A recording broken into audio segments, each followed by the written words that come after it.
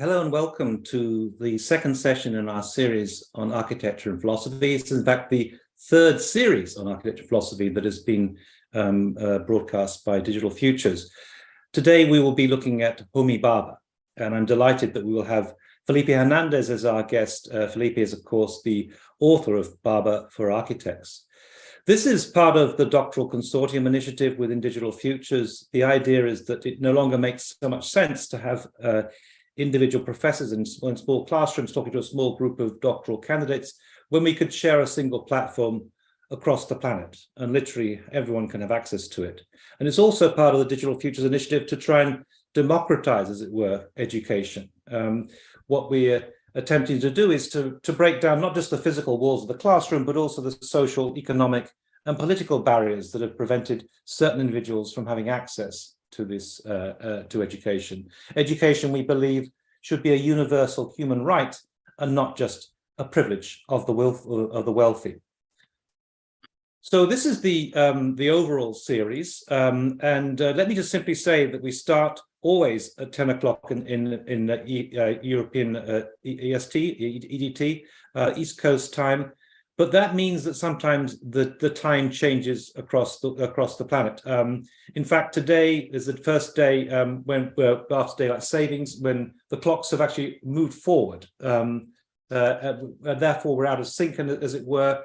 It makes it convenient for China. It makes it, it's now only 10 o'clock at night for China, as opposed to 11 o'clock as it used to be.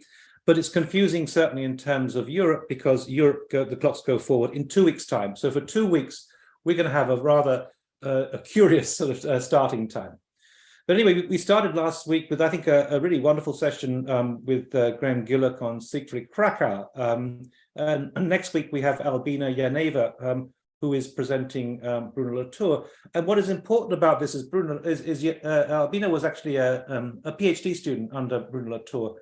And we're trying to do in this, what we're trying to do in this series is to bring together individuals who have worked on these famous figures to try and elucidate some of their thinking. In many cases, there is very little in terms of podcasts available on any of these thinkers. So what we're trying to do is to create a repository of knowledge that can be accessed for free by anyone, where we're actually giving kind of podcast that kind of that operates, let's say, as a form of para-education, something that is there as a supplement to standard education. So Albina was a student of Bruno Latour. Andre Radman wrote his PhD on Henri Bergson, and he will be here the following week with Stavros. And then we have a session on Donna Haraway with Heidi Sohn and Robert Gorney. They're both working on the theme of Donna Haraway. Susanna Cava did her PhD on Yulia Kristeva, and Luisa Renza Corner did her PhD on Manfredo Tafuri. And I think this for the final session will be very interesting because we're bringing Pipo Chora in, who is an architectural theorist, who is in some senses a bit skeptical about Tafuri. So we'll have an interesting discussion that's going on there. But this is the third in a series of such sessions that Digital Futures has been curating. The first series was a series of lectures that are given by people like Slavoj Žižek, and you can see up here, this is the repository where we put these things, the lecture by Slavoj Žižek. And then we went on to have a series last year where we were looking at, for example, the more mainstream thinkers, Derrida, Deleuze, Foucault, and so on. And then we had sessions, for example, where we had on Derrida and Sixu, we brought in Peter Eisenman, Bernard Schumi, and Doina Petrescu, who was herself a student under, first of all, Derrida and then Helen Sixu. And then the session here on Foucault, where we brought in Sanford Quinter, who had been auditing the classes of Foucault when he was in Paris. So this is the idea, even though we don't have much by Foucault in English or much by any of these thinkers, certainly nothing by Walter Benjamin in English, we're bringing in experts to comment on and to elucidate and to unpack their thinking. Just to say that everything is being collected. This is a screen capture from the Digital Futures YouTube site. Please go along there and subscribe so you can, it's all free, but you can be told about the various lectures that have been that have been given. Also the Digital Futures website, and then finally 2 Instagram accounts where these are all being promoted, the Digital Futures one and digitalfutures.world, and my own one, Neil Leach 14, where I'm posting all this information. So it's all out there available for anyone for free, a little bit like, let's say, a TED Talk. So we come to Homi Bhabha today, and in many ways I can't think of anyone somehow more central to the world in which we operate today. I noticed that I'm about to go to a conference in India, very close to Bhabha's hometown, which has been described as a hybrid conference because it's partly online and partly in person. I also was part of a conference in Arcadia this last year on hybridity. Somehow the theme of hybridity is a very kind of topical one, and of course Bhabha is known above all else maybe as a kind of theorist of hybridity. So we're bringing today Felipe Hernandez, who is going to be, who was the author, of course, of Bhabha and for Architects. I should say, let me disclose first of all that Felipe I was the great privilege to have Felipe as one of my PhD students at the University of Nottingham with Mark Millington, and Felipe has since gone on to do great things. He started teaching, I think, at first at Bartlett, then he went to the University of Liverpool, and now he's at the University of Cambridge and a fellow of King's College. And although his area has moved particularly increasingly to Africa, he still remains, I think, Bhabha remains central to his way of thinking. I'm just showing you 2 of the many books here on the right-hand side that I think in the middle by Bhabha that I think are very significant.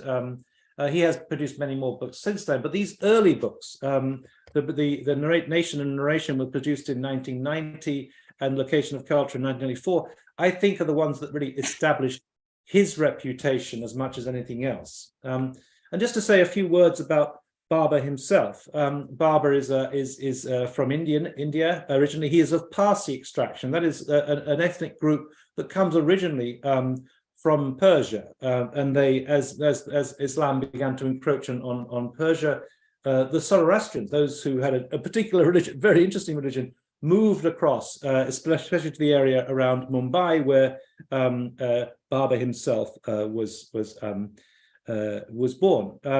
And the Parsi religion has given us some very interesting figures. Freddie Mercury of Queen was, of course, Parsi. And since then, Bhabha moved to the UK. First of all, he did his DPhil at the University of Oxford. He became a professor at the University of Sussex in the Department of English, a place that was actually for a while a real hotbed of critical theory. Jeff Bennington who had collaborated with Derrida, was part of the French department, which has since closed down. And Bhabha himself has moved to the States, first of all as visiting professor at Princeton and then for UPenn, and then take up a post at University of Chicago, and he's now a professor at the university, at Harvard University. He is, we have to say, a slightly controversial figure. His his writing is extremely difficult to follow. He once won an award for impenetrable prose. And what I wanted to say is maybe to contrast him with other thinkers who in a sometimes work in the same domain, but I wanted to tease out the differences between him and them, and also to tease out the important message I think that he has, and it's not a direct message, it's an indirect message about how we should really rethink architectural theory, especially the domain of critical regionalism, in the light of some of the things that he said.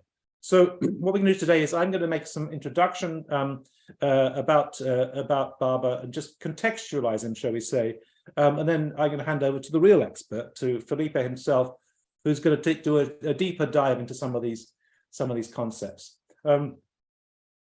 So hybridity, a very, very topical concept today, absolutely central to all we do. And aside from all these discussions about hybridity, it's fair to say that the notion of the cyborg, of this hybrid human technology individual, has become a central talking point.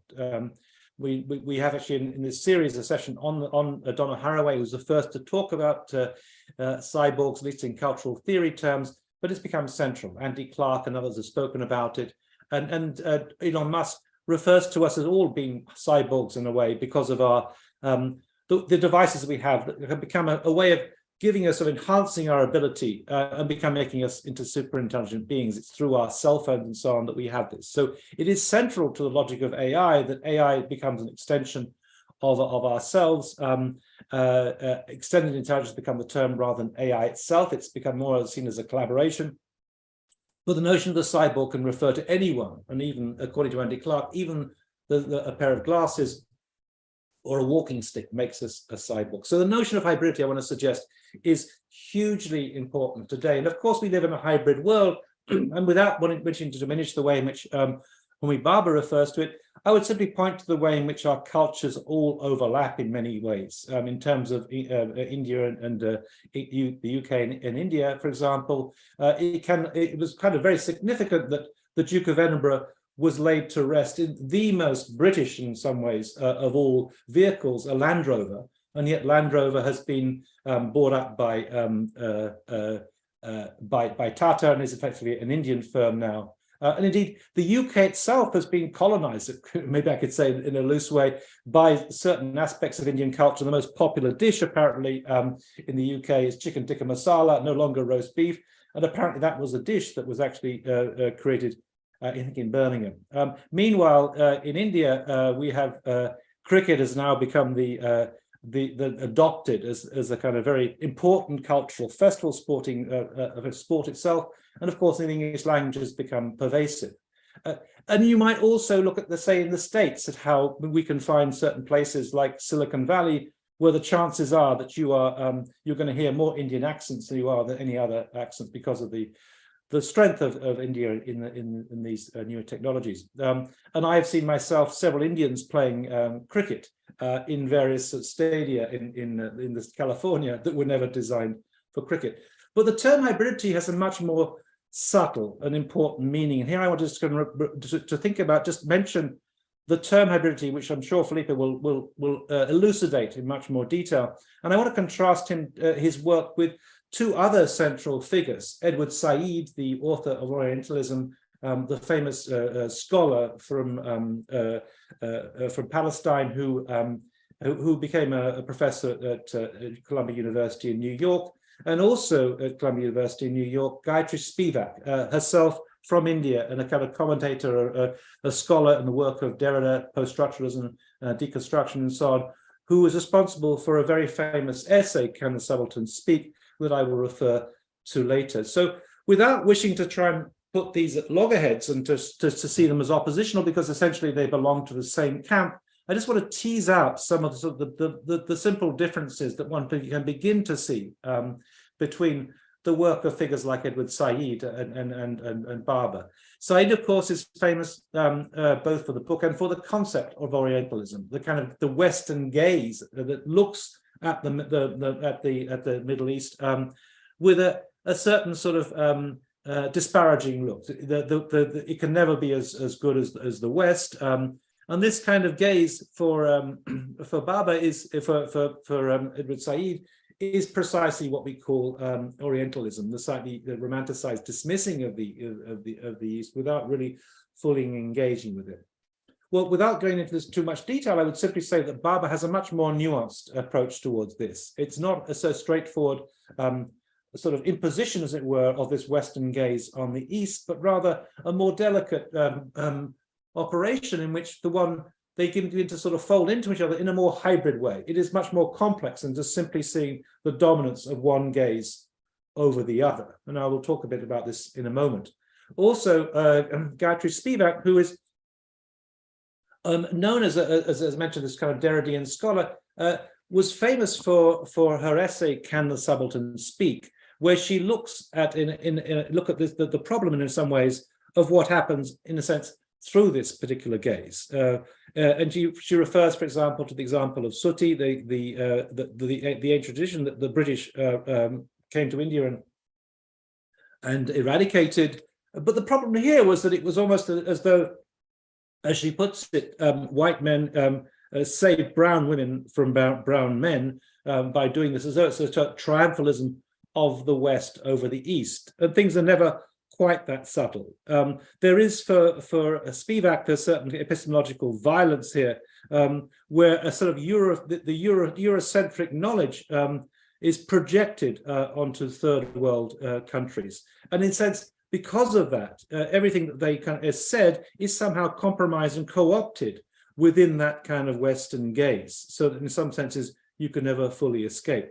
So the answer to the question, can the subaltern speak? Certainly for Spivak is no. The subaltern, by which she means the subjugated, shall we say, is always under the dominance of the West. I want to just play you now a little piece that actually takes that idea and maybe interrogates it a little bit further from an artistic viewpoint. This is a work by Benaz Farahi, an interactive designer from Iran, originally now based in California, where she produced a piece called Can the Subaltern Speak? And this is a piece that comments on this. And she's arguing that through the use of certain technologies, one can begin to sort of create a discourse that in some ways unnerves and destabilizes the dominance of the male outlook, because it allows women to have a kind of conversation among themselves that men cannot understand. And she was basing it on the famous moment when the Facebook bots started developing what seemed to be their own language, unnerving the researchers who were looking at this. So let me just play you this piece where we have these. It's a project about masks coming from Iran, and where these women wearing these masks are beginning to sort of communicate with each other with a kind of secret language. So here we go.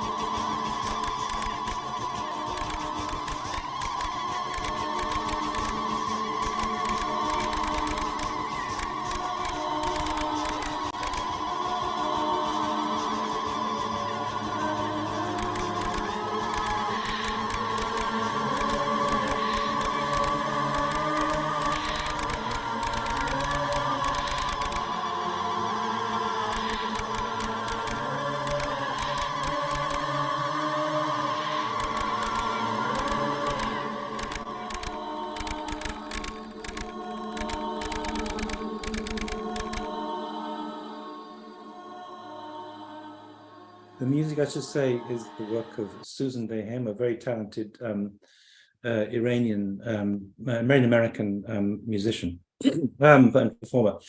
So I want to just pick up on the idea that maybe we could somehow destabilize things and pick up on some of the Bhabha's thinking, especially in terms of the notion of what he calls colonial mimicry. And this, I'm just referring here because I touched upon this in my book Camouflage, and it was something that I found extraordinarily interesting. Mimicry typically is seen as being deferential to that which you're copying. You're simply copying and obeying orders, as it were. But for Bhabha, it is something a little bit different. What happens actually is through mimicry, you can in some sense destabilize that neat opposition so that it becomes almost a form of mockery. And I will just point this out in a moment, and it disrupts the authority of the dominant gaze. Let me just simply also point out that some of the Bhabha's very somewhat difficult and tortuous use of language, the desire of a form recognizable other as a subject of difference, which is almost the same but not quite, that gives you some flavor. But it's the idea of almost the same but not quite that points towards how mimicry can be destabilizing. And a typical way in which it happens is through political satire. You take a model, but not as a deferential thing. Rather, you take it and then you reappropriate it and you offer a satirical repetition, which can reconfigure it and challenge the assumptions on which it is based. It is here that mimicry exerts its influence. For Bhabha, it is in the almost the same, but not quite, that the mimicry locates its strength. In other words, what he's saying is it's through mimicry that we can maybe in some ways challenge the dominant notion of Orientalism that Edward Said had put forward. And this is an example of this, the cartoon, the caricature. What is effectively seeing on the left-hand side is Donald Trump having a hamburger, and on the right-hand side, through Gerald Scarf's cartoon, Donald Trump also having a hamburger. But it's the way in which this caricature twists things, that then it exaggerates things. The size of Trump's stomach, for example, the amount of ketchup on here and whatever else, his hairstyle and things. But by doing that, there is a certain mockery going on, and accompanied, of course, by the comment, "You are what you eat." And I'll say no more about that. But there is also, in the world of art, an artist, a photographer called Thomas Demand, D-E-M-A-N-D, a German photographer, who has this really interesting sort of form of practice where he draws upon this slightly uncanny feeling, whereby you can almost replicate what is there and do it with a slightly disturbing edge to it. So it's almost the same, but not quite. So here we have Trump again in the Oval Office. And here we have a scene which typically for all the works of Demand is a kind of a replication, and a kind of curious replication made up of cardboard and Yoo-hoo glue. Every single scene he does, he elaborates very carefully, then takes a photograph of it. And it is something in that space where you think it's not quite 100%. There's something strange going on. This is a kind of uncanny valley where he plays upon this destabilizing thing that really gives it a certain edge. And all his work, and we see here examples here, often taken from particular crime scenes or famous moments in history.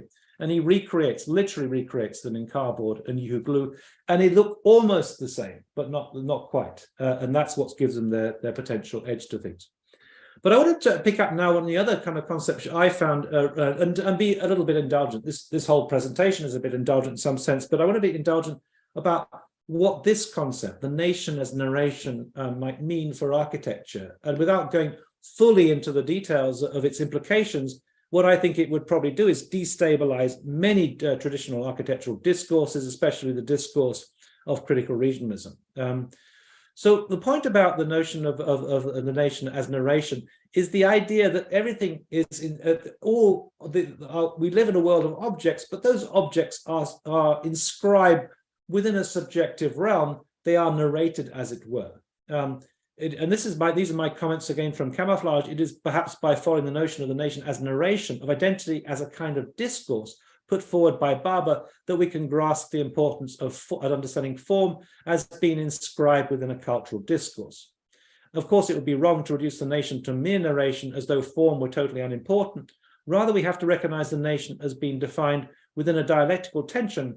For Bhabha, it is a tension between the object and its accompanying narrative. Now, what I want to say is that in architecture, our discourse is dominated by the object. The object is the object is the object. The building is the building is the building. And we very seldom engage with this hugely important notion within the world of cultural theory, that we see that object through a subjective lens that effectively makes it a different kind of object. And the same with a building, it makes that building a different kind of building. If then the narration is a kind of narration, it is never an abstract narration, but a contextualized narration inscribed around certain objects. And it's precisely here within the field of objects which have themselves become the focus of narrative attention, that we must locate architecture as a language of forms, not only embedded within various cultural discourses, but also given meaning by those discourses. In other words, architecture needs to be seen as a discourse about buildings, in which those buildings are given meaning by the cultural discourse in which they are inscribed. Well, what exactly do I mean by that?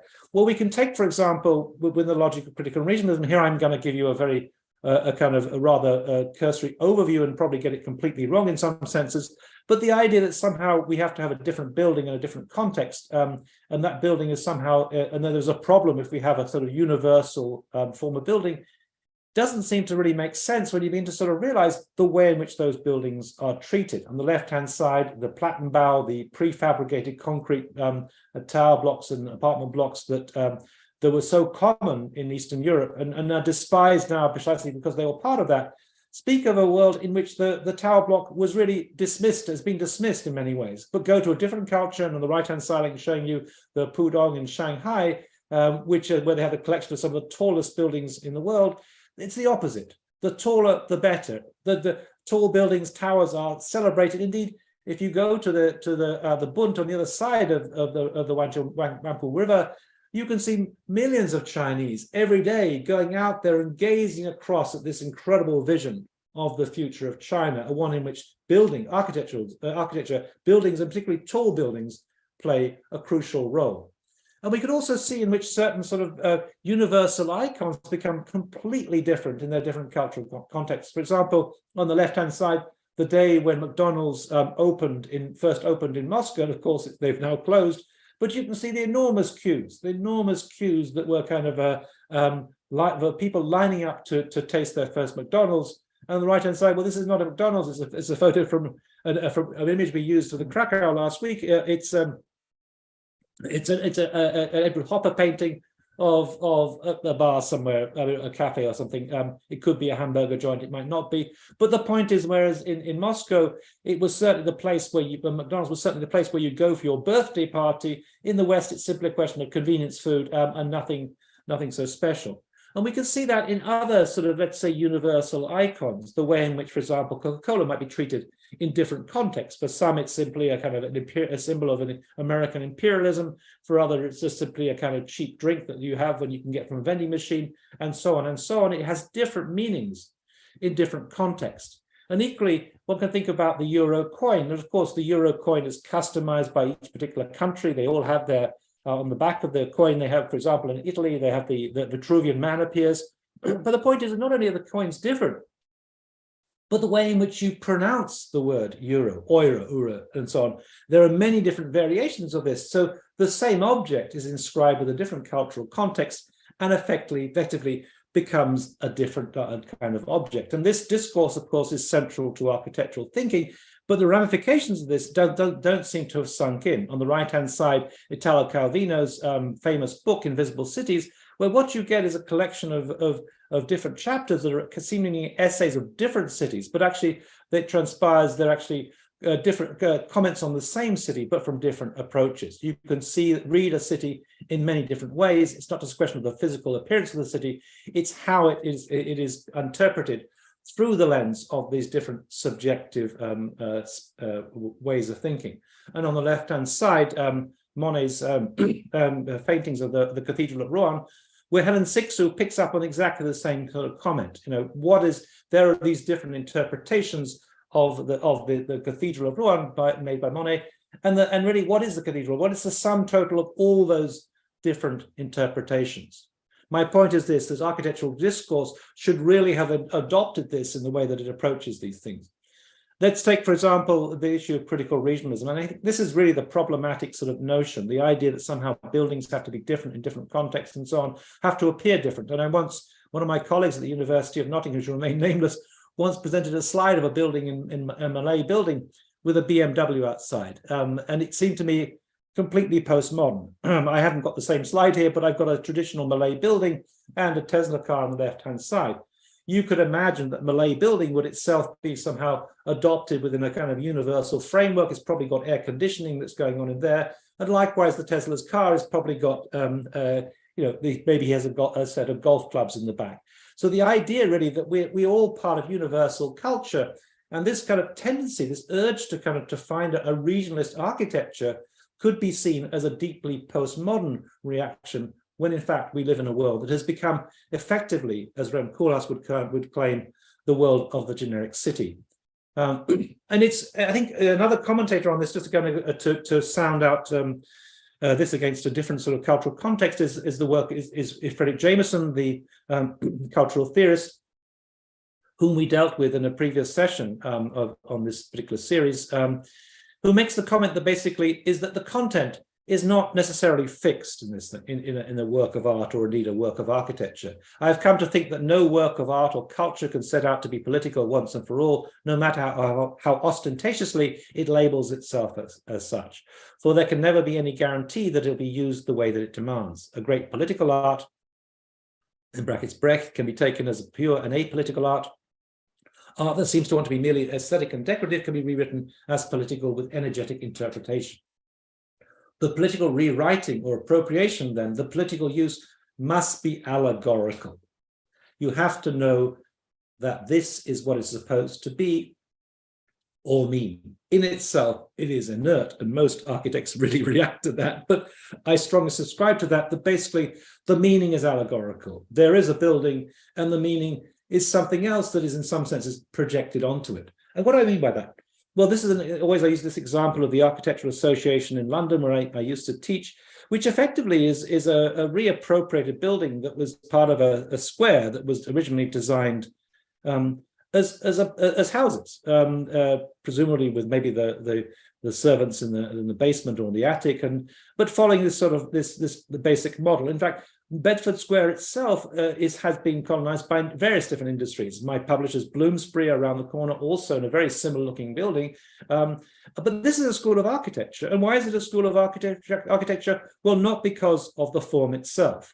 It's rather to do with the form of activities, the rituals, the procedures that operate within that space, the reviews, the lectures, the seminars, and so on, all the things, all the rituals and operations that happen within a school of architecture. And they operate there. And they are, in a sense, the whole building, therefore, is imbued by association by those who've been there and who've experienced it with this this activity. In other words, it is the practice of operating a school of architecture that gives it, in a sense, its identity. It gives its kind of its context. And one thinks also the way in which Wittgenstein speaks about language, it's how you use a word that gives its meaning. And that meaning is dependent upon the particular context. The example I always give is I can play a game of tennis against you. If you give a shot, make a shot that I can't get back, I might call you a bastard. That doesn't mean to say that I think you're illegitimate. It's just what you might say on the tennis court. So the context really is often on the practices and things that are going on there are what give a space its meaning. That's not to say that the physical fabric doesn't, in some senses, constrain the possible spatial practices going on. And in a sense, everything is based on the affordances of the space itself, to refer to a concept by J.J. Gibson. So I just want to kind of then finally just look at another approach to this. It is similar, but not quite the same in how we might understand national identity. So the nation, according to Bhabha, is a narration. It's how certain objects are inscribed within a certain sort of discourse. And Zizek also, my favorite image on the left-hand side of Slavoj Žižek, also speaks about this from a kind of Lacanian's perspective as being something that is really more to do with a fantasy. National identity is born of a relation to a thing towards an incarnation of enjoyment, which is structured through fantasy. In common everyday terms, this thing might be understood as a way of life, a somewhat mysterious practice that remains accessible only to a certain group and is consequently always under a threat from those who do not belong to that group and do not subscribe to the same way of thinking. I should say this is also taken from my book Camouflage, so these are my own words, but I'm referring here to Zizek's concept. What role, therefore, might architecture play in such a setup? How might the very material condition of architecture relate to what conditions to what amounts to little more than an immaterial belief system? The answer, would it seem, lies in understanding how the material world is itself inscribed within an immaterial belief system. In other words, national identity is a fantasy. It is an immaterial belief system, whereas architecture is a system of objects.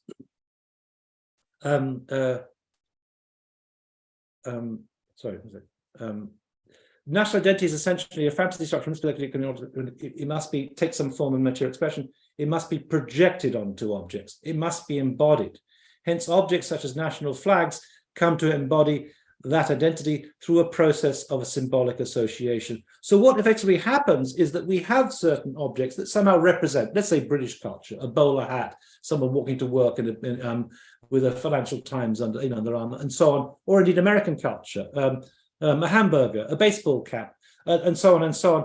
But it's not as though a national identity consists of those objects. It is the kind of a sense of a fantasy structure that is projected onto those objects, cathected, as it were, onto those objects. So in a sense, what we can see in Zizek's work is a slightly different sort of condition. It's not as though the object is inscribed by that, but rather the discourse itself is itself projecting meaning onto those objects. And it seems to me that here we have a fundamental critique of what it is, of much of architectural theory. The idea of critical region in particular can be, in some senses, taken apart if you were to pursue this further. Anyway, let me at this point hand on, I will finish and hand on to the true scholar. This is a kind of a broader way of contextualizing what, to my mind, is the kind of the importance of this discourse. And I want to invite Felipe to come and give us a much more scholarly rendition of the importance of Homi Bhabha. So welcome, Felipe. It's great to see you, Felipe. Thank you, Neil. Can you put your video on? Oh yes, indeed. Yes, hang on. I thought I was on. Yes, thank you, Neil. Thank you for the invitation and the opportunity to share this work with you and everybody else through this fantastic initiative. I think is a truly important way to communicate ideas and contribute to the democratization of education, just like you said. So I think this is fantastic, and it's a great opportunity for me to revisit the book on Bhabha, which was published quite a few years ago now. But somehow scholarship on Bhabha is returning to center stage in various ways now. I guess the interest in hybridity certainly, but also new interpretations of postcolonial theory, but also subaltern studies and coloniality from different parts of the world. I guess coloniality emerging out of the Americas and Latin America, North America as well. I guess sort of subaltern studies always located in I guess the Africa as well as India and Pakistan, and producing very interesting reiterations of early postcolonial theory. So this is a great opportunity to go back to see this with through a different lens, I suppose. So this is the moment where I guess I could sort of start sharing the screen. There it is. I hope everybody can see. Yeah, okay. So postcolonial theory, just like you said, Neil, I guess Bhabha is by all means one of the key representatives of this movement, but there are a few other important characters, important scholars that ought to be mentioned, and these are only a few of the early ones. I guess I'm looking at the time when Bhabha was writing his book on the location of culture back in the 1990s. This is quite a few years ago now, 30 years ago. So Bhabha was, of course, one of those leading scholars. I guess Gayatri Spivak, like you mentioned, was one of them, Robert Young and Stoller and Walter Mignolo. And Stoller is probably a more contemporary scholar, sort of evolving from those early ideas and exploring other interpretations and other potentials inherent in postcolonial theory. And Walter Mignolo, an Argentine philosopher who works in the United States and has taken postcolonial theory, but from adopting a rather critical perspective, if you like, sort of trying to see where postcolonial theory, trying to find the limitations in postcolonial theory to deal with some of the specific conditions of the Americas in general. I guess he tries to sort of undo those separations between North and Central America, focusing on the colonial origin of all of the nations throughout the Americas, and see what is it that the sort of dominant constructions through the Americas, in North America and South America, have actually obscured that colonial origin and the things that Latin America, South America, North America have in common. So I guess a sort of a view of some important critics. I guess there are many more, but some of the people that influenced, I think, my own reading of Bhabha. And okay, yes. And I suppose it is very important to recognize the influence of Fanon. Bhabha himself dedicates quite a lot of the book to understanding the work of Fanon, and especially Black Skins, White Masks, a book in which Fanon explores the ambivalence. And Fanon was a medic, and a commentator and an activist, indeed a guerrilla member during the civil war, liberation war in Algeria, but also a psychoanalyst. And as a psychoanalyst, he was looking at the psychological impact of colonialism on the Black subject. And he speaks about himself here, as well as some of the experiences that he sees in other fellow, I suppose, African descendants, African diaspora, in throughout the world, not necessarily in the Caribbean, where he was from. But this idea that discovering that one is different, and the impact that it has on the self, that one is different, and that one belongs to a race, as it were, that has been subject to terrible treatment, slavery, racism, exclusion, segregation, in different forms that continue today. So the extent to which this sustained historical exclusion has an impact on the psyche of the Black man who wishes to an extent to be white, behaves like one, speaks the languages of the white man, learns to be a medic, a doctor, an architect, speaking French, English, and so on, adopting a white mask while being a Black man. So even though you achieve that level of education, there will always be that barrier, the racial barrier that prevents access, that precludes development into those structures that were created during colonialism.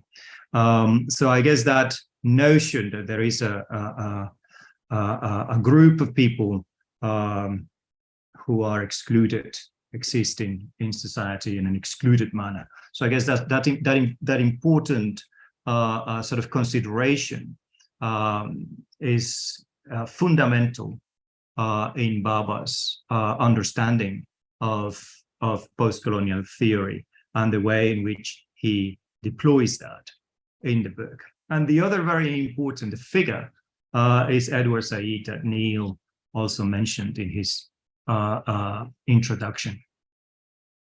So the notion of the many sort of books, he was a prolific writer, an incredibly incisive and critical writer. Sort of Orientalism, I suppose, is one of the most influential and the book that left the most constructive, I suppose, approach to the analysis of this relationship between East and the West. Fundamental to the book is the concept or the argument that orientalizing the Orient, so creating the Orient as other, was not a unidirectional process, but rather a way in which Europe in the 19th century was constituting itself as an authority through institutions such as the university, for example, through education. So how is it that anthropology, sociology, art, history became vehicles sort of to construct the other as as inferior, as different, while at the same time emerging as the dominant, as superior, as a locus of enunciation, as Bhabha would put it, in the process of construction. So it's a mutual construction. It's a construction of the self, which at the same time is a construction of the other. So you exoticize the other, you romanticize the other. This is I'm regurgitating Said here, but in the process of doing this, you as the person who romanticizes, the person who exoticizes, the person obviously is not an individual here, rather the body that carries out that operation is emerging itself, constructing itself at the same time. So I guess that those two very sort of important influences in the work of Homi Bhabha, which I mention only because I will keep returning to these two notions. The first one is the notion of the white mask, of adopting, attempting to, wishing to, desiring to be different, to be another, because it's an imposition, because it's the only way forward, or is considered to be, or is believed to be the only way forward, while being different. But that, of course, creates a condition where it's another concept that Neil mentioned in the introduction, which is this notion of sort of being neither here nor there, sort of the educated black man who, even though he's a medic in France and speaks French and hangs out with the most important intellectuals at the time, is still a black man, and therefore no longer a Caribbean, a Martinican individual. Sort of he's moved on from there. It ceased to be a Martinican, while at the same time he's not truly a French man. So that kind of situation. And the other one is this mutual, simultaneous construction, the exoticization of the other corresponding to the creation of the self as an authority. So I guess those two issues, I don't want to sort of come back continuously to it, but I guess those two ideas are going to be present in my reading of this is the sort of an image of that sort of typical image of Orientalism, sort of the exoticized, romanticized other, where some of the I guess conditions that we have created, and it's funny that I am speaking here from the position as a sort of from Europe quite geographically, but in my explanation of Said, I'm sort of adopting the position of the European, sort of thinking of this other, which is not like the European, and it's outside, if you like, or surpasses, or is not subject to those principles of civilization that make the European superior. So the book looks at the terminology. The book on Bhabha for Architects focuses on the terminology. I thought that the best way to approach Bhabha's ideas and extract its potential the potential inherent in Bhabha's ideas to study architecture could be best explored by focusing on the terminology. So the book is divided on terms. Neil sort of talked about mimicry, so I will not necessarily focus on that one. He does it much better than me in his book on camouflage, as he just explained. But so I will focus mostly on ambivalence, hybridity, and the third space, as well as the performative and the pedagogical, which are different terms that Bhabha uses in some of the essays that are collected in his most influential book, say, The Location of Culture. So let's just move on to do this exploration. Okay, so ambivalence and anxiety. I will start with this minute. This is a minute that Bhabha mentions in his book. Is Lord Macaulay speaking in 1835 about the terms in which the Englishman was superior to its subject, the Indian. So he speaks about why, and he explains that what makes the Englishman superior to its subject is the knowledge that he possesses, right? And it's a knowledge that can be traced genealogically, historically. It links the Englishman to the Greeks, to the classics, who have passed on their knowledge to them, and that knowledge is expressed in metaphysics, in morals, in jurisprudence, in mathematics, in philosophy, in all these disciplines, but also forms of knowledge that make the Englishman superior. And for that reason, it is the responsibility of the Englishman to create a class of people, says Macaulay, that could be the interpreter between them and us, between the barbarous and educated, different Indian subject and the English. So what Bhabha does is to explore this, to unpack this minute. First of all, he's going to challenge the validity, the reality, the factual reality of this claim, of Macaulay's claim.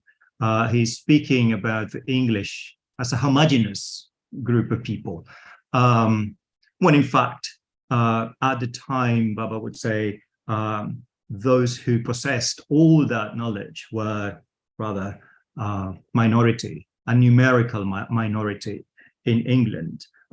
So when Macaulay says us, the English who possess all that knowledge, that links us back to the classics, he was speaking of as sort of upper class educated Englishmen, middle class, upper class educated Englishmen, but not certainly not to the vast majority, to the totality by no means of English people. So there is a contradiction. There is a questionable aspect in this claim.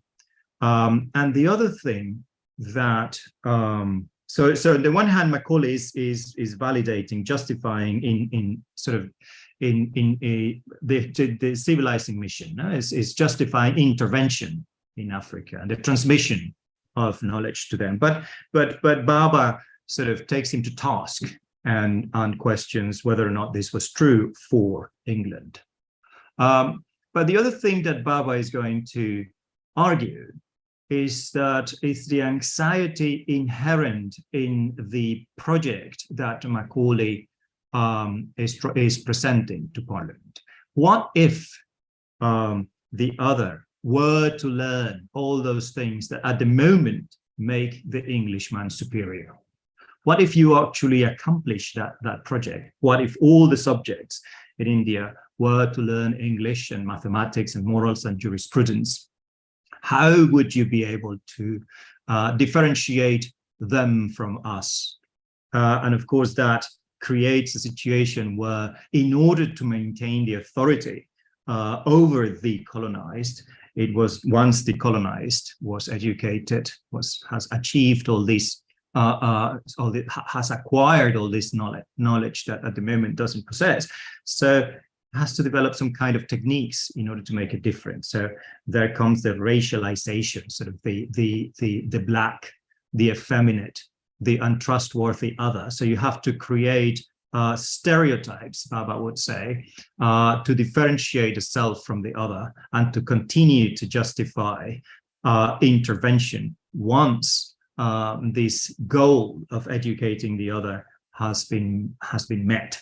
So he's trying to demonstrate, if you like, the existence of inaccuracy and contradiction, as well as anxiety. He's using sort of psychoanalysis, referring throughout the book to both Freud and Lacan. So all these notions and Fanon. So all these ideas that by, if you like, dismantling, uncovering the univocality of the call, sort of the idea that the voice of authority needs to be one, The moment you pluralize the voice of authority, the sort of it loses that authority. It becomes questionable. But also when you discover that there are contradictions, so the ambivalence becomes a way in which you can challenge the authority. And he's sort of scrutinizing this minute, which is what postcolonial theory sort of proposes we do, so that we close read the text on authority, the narrative construction of colonial authority, in order to uncover the contradictions that are inherent in that text, and through those contradictions we can question the construction of authority. So here we go back to architecture, I think, and I would like to sort of, this is the way in which I do connect Bhabha with architectural history in the book. I also have a photo of this Malay house,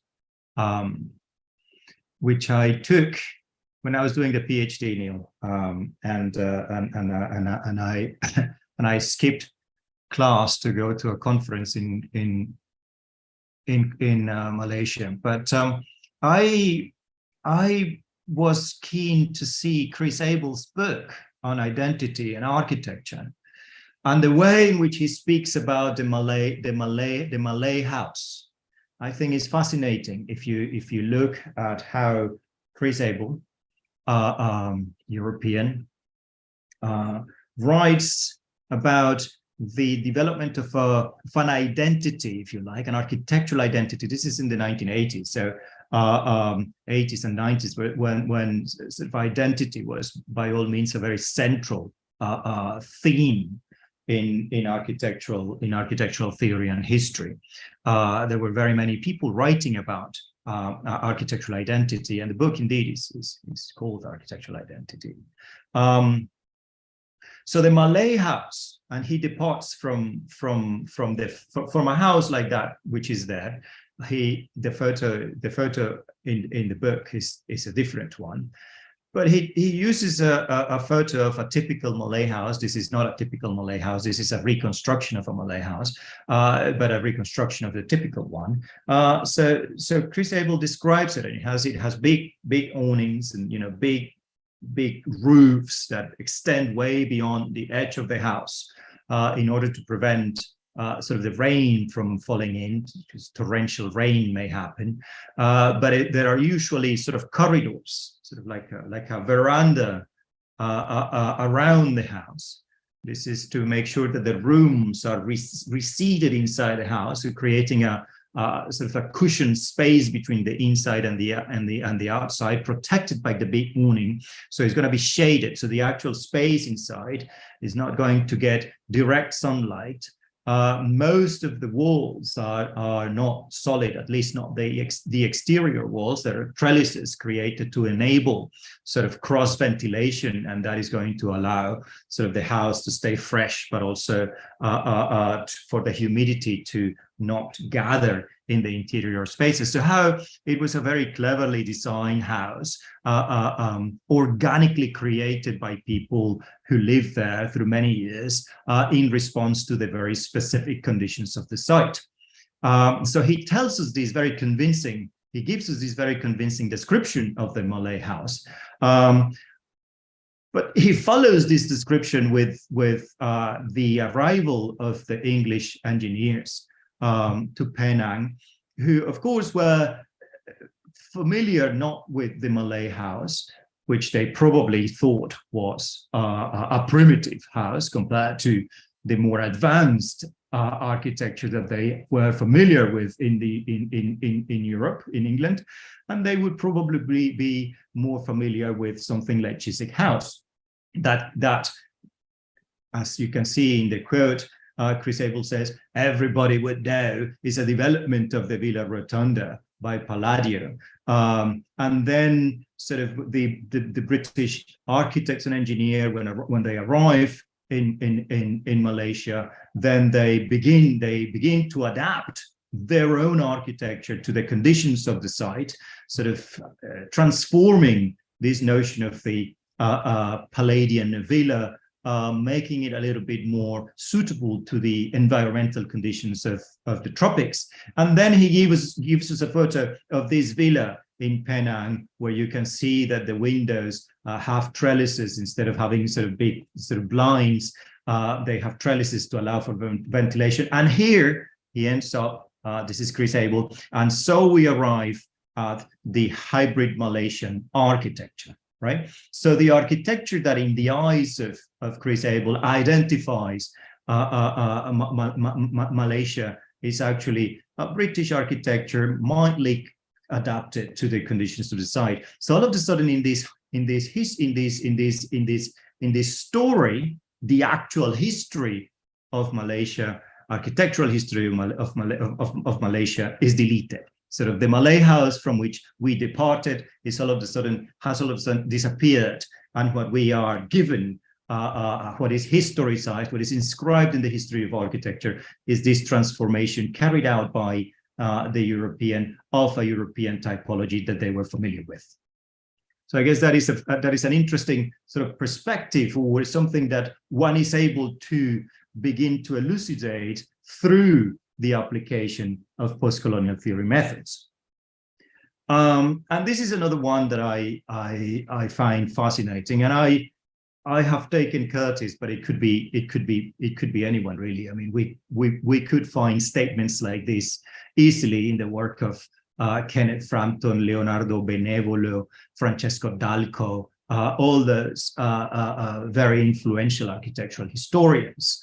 I decided to use Curtis because these are the more directly and perhaps provocative statements, and there are so many of them in the book.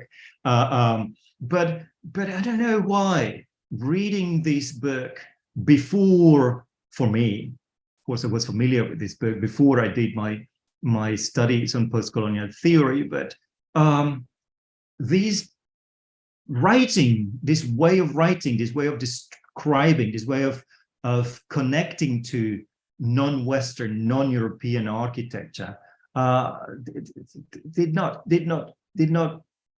catch my eye, my attention. So it was through postcolonial theory that all of a sudden, this way of writing, this way of inscribing architecture into the history of architecture, and I say the history of architecture because it's one, right?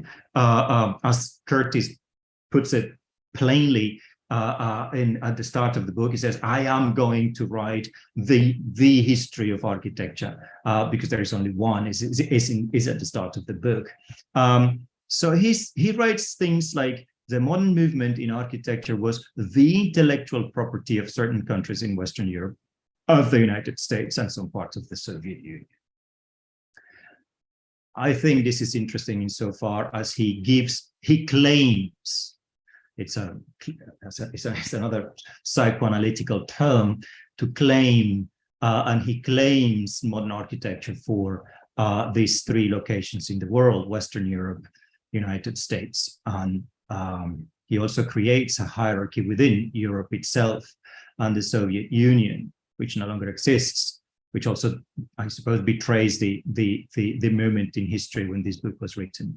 But the argument that I develop in the book is that this claim causes a situation where it becomes impossible for anyone in the world outside those three locations to actually do modern architecture without crediting, right? So intellectual property means that anyone who uses it has to credit, reference the origin of it, or otherwise it becomes a plagiarist. So it sort of uses it's a very interesting terminology that is chosen to create dependency, to create a hierarchy in the writing of the history.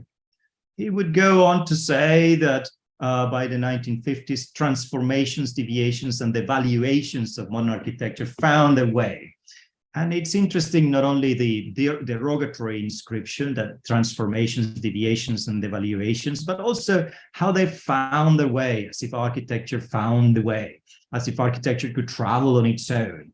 architecture was disseminated through all sorts of media that was actually promoted by all the architects and European and North American architects who wanted their ideas to be known. So it's not necessarily that they found their way; they were deliberately transmitted, disseminated, actively so. But in this way, what Curtis is doing is creating this centrifugal condition. Sort of there is a center for the ideas and the transmission towards the edges, the cultural edges of the world. And then judgments, where he goes to say that other buildings, like, for example, this one that I show there, which is the university campus in Mexico, it's only a competent version of Le Corbusier. So obviously it appears in relation to Le Corbusier, but will never be as good as that. And then he goes on, and I think it's pointless to keep on reading this, but this idea that sort of the other architecture in the less developed, I mean, all this emphasis, all these underlining conditions of difference were lacking in poetry and depth of meaning.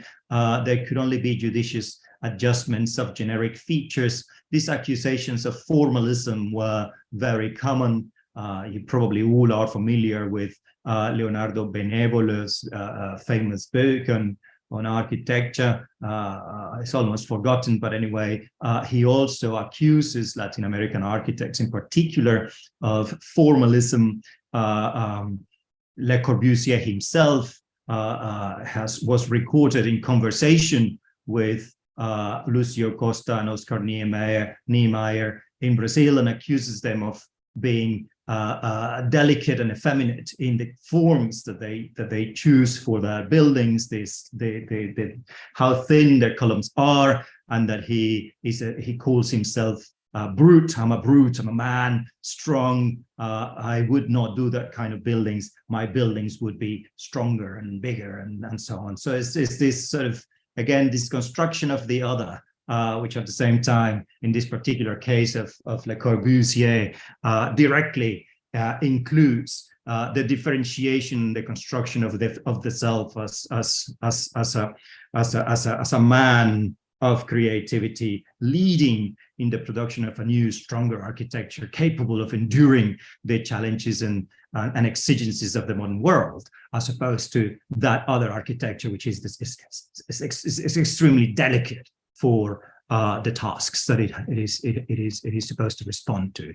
So these phenomena of architectural inscription, where you see that on the one hand, it is being inscribed in the history by Curtis, by Benevolo, by everybody. It is inscribed, but it is inscribed in a negative way. It is included and excluded at the same time, right? It is inscribed, but it emerges as inferior as a result of the inscription. So this contradiction, this ambivalence, in the best spirit of Homi Bhabha, opens up an opportunity for us to begin to question the authority of architectural history and the terms in which that influence that all these historians are arguing for, trying to convince us that modern architecture has an intrinsic, I suppose, hierarchy, is potentially contradictory. So that is sort of my engagement with ambivalence in Homi Bhabha, the way in which I think ambivalence can influence, help us to read history differently. I have brought together hybridity and the third space. I think there is a great intersection between these concepts. Of course, one of the differences between post-colonial theory and current iterations of, I guess, modernity coloniality, for example, the movement modernity coloniality by Walter Mignolo, which I mentioned before, but the questions on coloniality as opposed to colonialism, is that post-colonial theory was decidedly post-structuralist. and it was implies a deconstruction. It's a deconstruction that helped us to do what Neil emphasized in his introduction, sort of with terms like destabilizing, unsettling, subverting, and so on. So this is what hybridity does.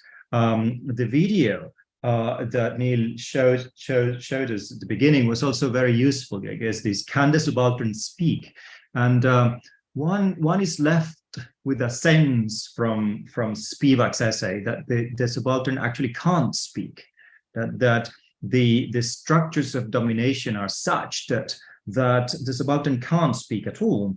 But this video suggests that the subaltern speaks in different languages. The subaltern speaks in different ways. So how are these ways? How is it that the subaltern develops the mechanisms to communicate, to speak, to resist? And hybridity is one of them. So Bhabha will develop interesting descriptions and conditions through which these can happen. And the third space could be a real space, or it could be a space in theory, it could be an abstract space, but it's the space where these hybridities happen. So I could sort of, what he would say is that there is an interstitial point, there is a place of negotiation, which is neither assimilation nor collaboration, is this inconclusive, if you like, communications between the colonizer and the colonized, which in Bhabha, I guess we could sort of introduce the question. It seems to me that there is a difficulty in Bhabha, who is trying to unpack, sort of to dig inside the idea of the British, for example, the British, the English in Macaula's Minute, but at the same time he moves out to speak of colonized and colonizer, and then to an extent he kinds of there is too much flexibility to us so as to understand whether or not we're talking about dualities or fragmentations or pluralizations, whether we are actually unpacking these. In the way in which Bhabha speaks about hybridity, like in this particular citation, for example, we're thinking about difficulty with where exactly is that space that opens up that we call hybridity. Where is that space? How is that communication between who and who are we talking about? If we think that the colonizer is not necessarily a one single voice, presumably the colonized isn't either. So there are these situations. But anyway, the context of hybridity, the terms in which Homi Bhabha speaks of hybridity is that moment in the cultural communication between the colonizer and the colonized, when the products of this conversation can no longer be located in either place. They begin to exist as a result of this, the dynamism of this communication. They begin to exist in a place that is no longer here nor there, and that's a moment of productivity, he would say. That place of that interstitial moment, that interstitial space that opens up, is a moment of productivity. If we were to I know that examples are difficult, and please do not see these as examples. Let's say they are rather cases where one could think of hybridity in different ways. This is not how hybridity materializes, but rather we could potentially connect this case with the sort of argument that Bhabha is trying to put forward. So the colonial exposition in Paris in 1931, and this is 1931, this is less than a century ago. Sort of these very interesting spaces that are created in order to introduce to a European public, to the French public, the benefits of colonization, the good things they're doing over across in Africa. So the terms in which these palaces are replicated, these palaces were replicated on a little bit of Paris that is constructed to be not Paris. They're also replicated, but they are not exactly the same size. They have to be rescaled in order to create a coherent sort of urban context for the exhibition. So they are not the exact size as they would be in the original context. And in most cases, these were only shells. It's only the exterior image or appearance that is being reproduced, because the interior is an exhibition. It's an exhibition that the public can go in to see how medicine is helping people in those parts of the world to live better lives, how education has contributed to the improvement in agriculture, for example, and so on. But it's sort of all the beneficial things of colonization and progress. Of course, what they are not saying is that the local people are the servants, the workers, the slaves of this production, but not necessarily the receiving the benefit, other than the occasional sort of gift by the colonizer, right? So the intriguing possibility of understanding and reading these spaces in alternative ways, I think, comes from that. Another situation would be possibly this idea of the Chinatown, the tiny towns, the expat towns that can be found in so many places. This is the one in London, but it can be found in so many places where we see signs of different countries. We see the flags of both countries being flown, signs in languages, most of the time local in the local stores. There are people from different countries. In this particular case, would probably be China, Hong Kong. They speak Mandarin or Cantonese. The food is certainly from those places or inspired by those places. In many cases, the people are not legally residents of the country, but these happen to be refugees where they can reside, where they can stay. In some cases, there are tacit suspensions of the legal system to enable this activity to carry on, to go on. So it's this bubble, if you like, that forms at the heart of cities like London, New York, San Francisco, Liverpool, where different groups of people coexist, but they're not quite really. It's not China, it's not England, and so on. So this situation that I try to explain. I don't want to sort of repeat myself too much, but I'm trying to spatialize. I'm trying to sort of present these not as examples, but rather as cases where one might establish connections. To me, this is another case. This is a very close case. I mean, the theme is a very close theme to me. This is informality. I've written and studied a lot on informality, peripheral development in countries in South America mostly, as well as some cases in Africa, but mostly South America. So what would this be, right? This is a part of the city where land tenure is irregular, is not illegal, is simply irregular, where the terms in which the practices of property acquisition are different from those in the rest of the city, i.e. in what we could, I guess we could say, the formal city, as opposed to this, which is informal, and so on. But at the same time, I mean, architecturally speaking, it would also be difficult to classify this architecture. You know, is it modern? Is it not modern? The methods of construction are the same methods of construction that are used throughout. This is Colombia, throughout Colombia. But of course, the forms and the ways in which these houses are built are different. So this is part of the city, but not quite. This is modern architecture, but not quite.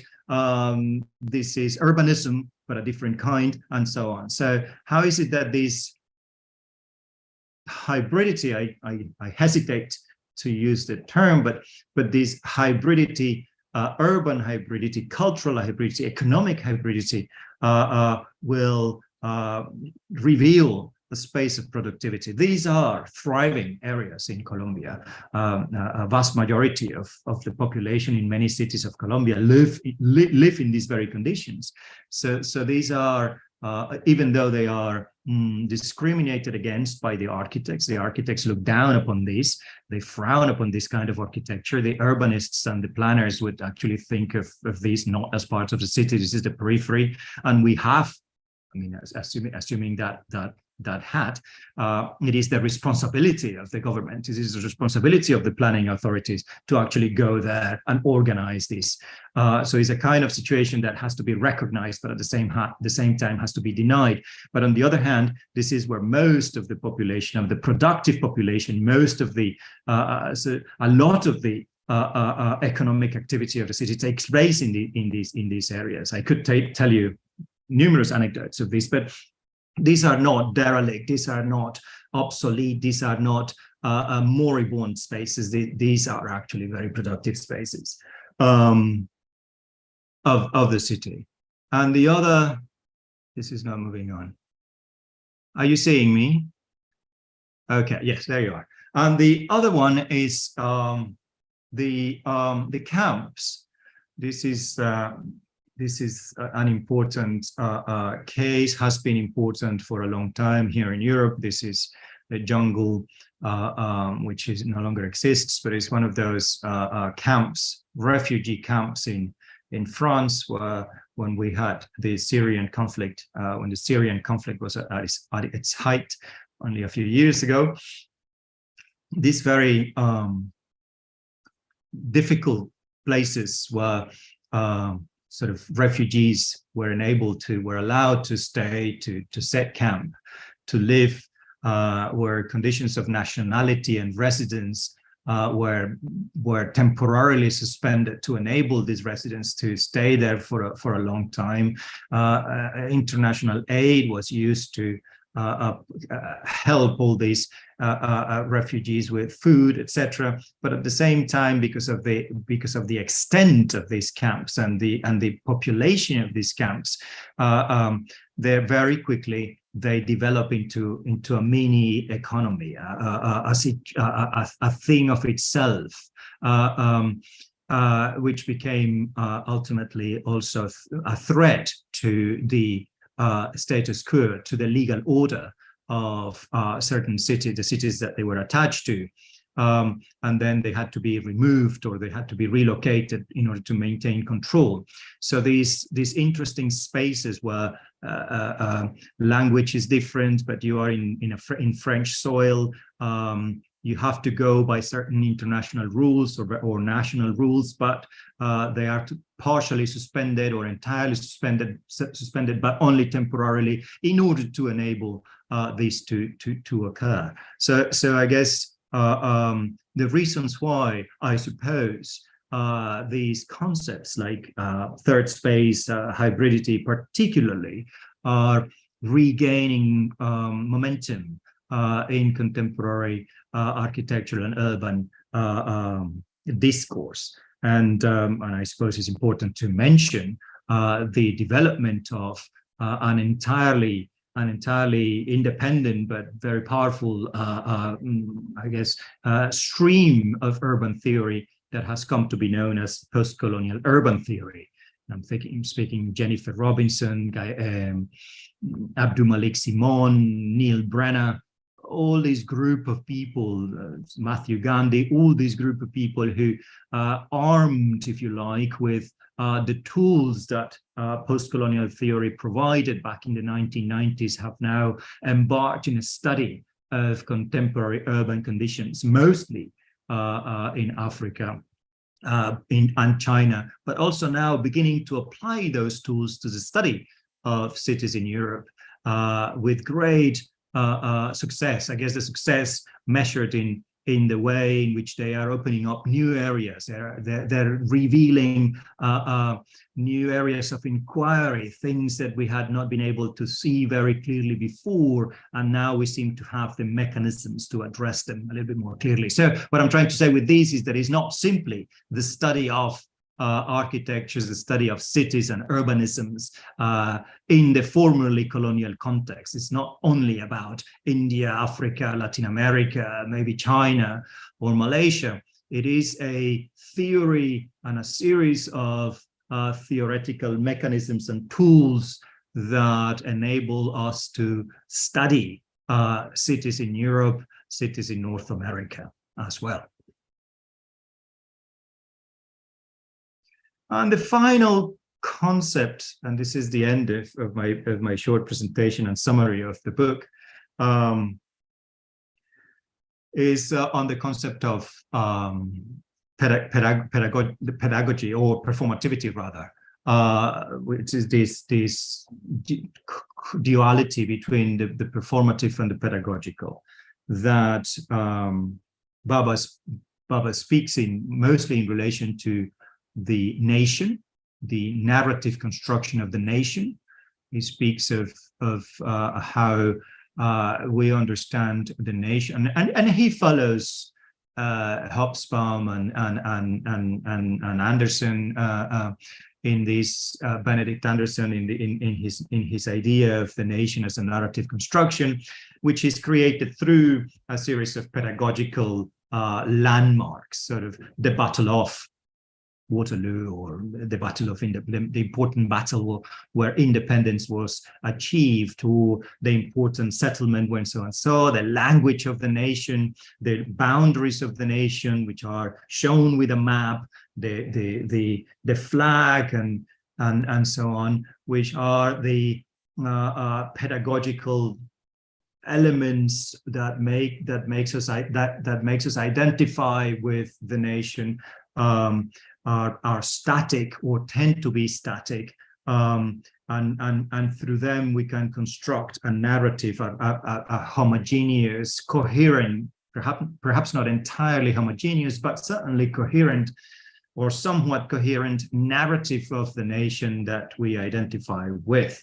But then he goes to say how the behavior of the people at the interior, which is the performative, if there is a pedagogical temporality, which is this certainly sort of frozen temporality of dates and moments and places that enable us to create a narrative about the nation, there is then the performative temporality, the movement of the people, the fact that people in every nation, European and North American, as well as African and Latin American nations, at the interior speak multiple languages, follow different religions, continue to celebrate, I don't know, special dates in their own countries.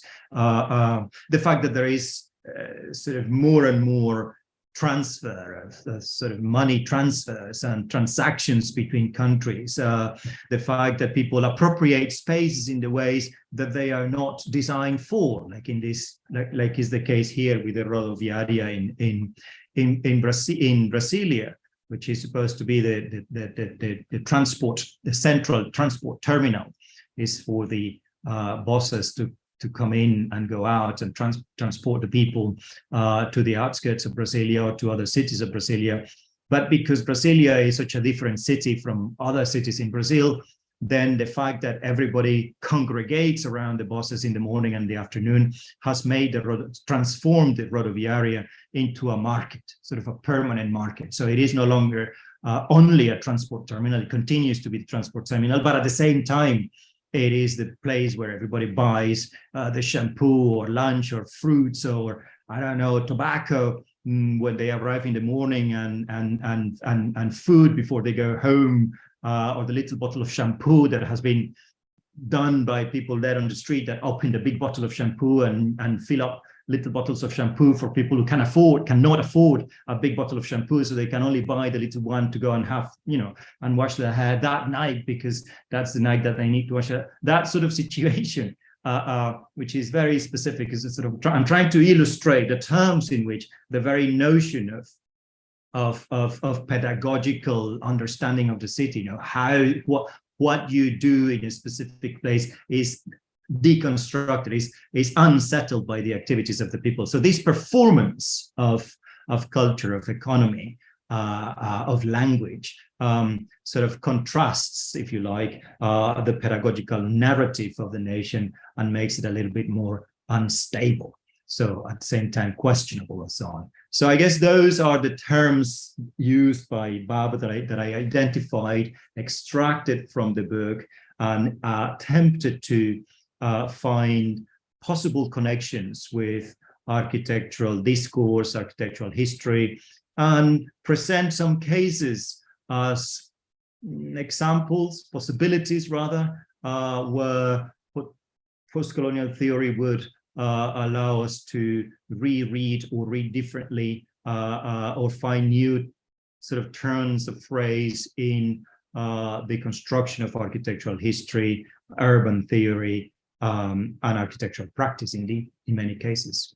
So I don't know, that's all. And happy to answer questions if there are any. Thanks, Felipe. That was terrific. I mean, I think there were two things that really came across really here was, one, how this platform is so useful to bring you in Cambridge to join us across the world. And we have here in this group Vasco in Bangladesh, I think Harith in Baghdad, and Deepti in, I think, in France, all over the world, which is kind of interesting in itself. So it's wonderful to be able to do this, and thank you so much.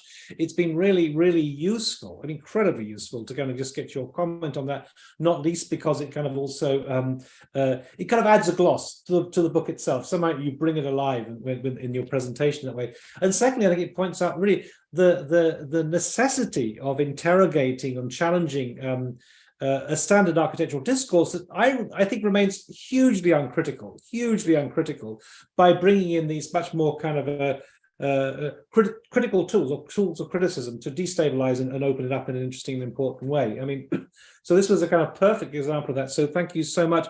We have now time for some questions, and I can see there's one from Yi and waiting to come in. I just want to say, if you just ask questions first, I would also like to say to those who are watching on YouTube, if you'd like to send a question in into the chat there, we can follow it up and take it further forward. But I just wanted to sort of raise this general sort of question, which in a way stems out of the comments of Spivak herself, where she's kind of saying that, you know, I mean, can the subaltern speak? One thing that I'm struck by is that all these voices, and including ours, I mean, you know, are coming from positions of privilege from the West, especially from universities such as Columbia University, Cambridge University, and so on. Spaces where, you know, and I noticed that in some ways, I was in Bangladesh for a conference once, and there was almost like a deferential approach towards Kenneth Frampton, you know, and that seems to be replicating the whole post-colonialism itself. The voice from Columbia, New York, is telling them they can do this, and they're following on from that. So it's kind of, I guess, I think that thing about the Spivak saying is that it is, and that's compromising what we're saying, right? Because we're speaking from position of authority. Isn't this whole discourse in somehow problematized because the platforms which we speak are those of authority? Yes, I think that's a very that's a critical question, I'd say.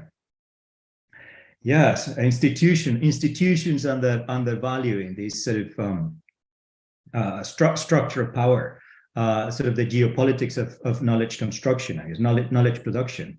Inevitably, universities like Columbia, Princeton, MIT, Harvard, Cambridge are seen to be locations of authority, centers of knowledge production, and they are going to, I suppose, assert that authority. But it doesn't mean that we can't question it, and I think that is, I mean, that is the point. I am at Cambridge, but it enables, I suppose, the possibility to understand how this very authority is created, is constructed. I do not.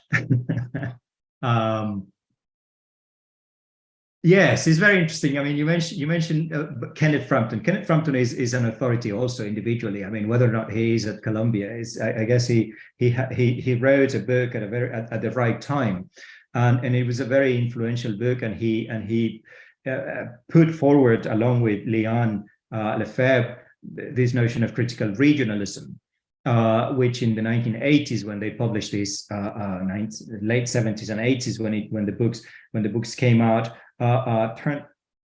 became incredibly influential for people on the peripheries, for the Latin Americans, and I know that also in India they had great impact, because they gave sort of people in those areas a possibility to think about themselves as modern, and they were able to see how their modernity was different. It enables them with that opportunity to think that way.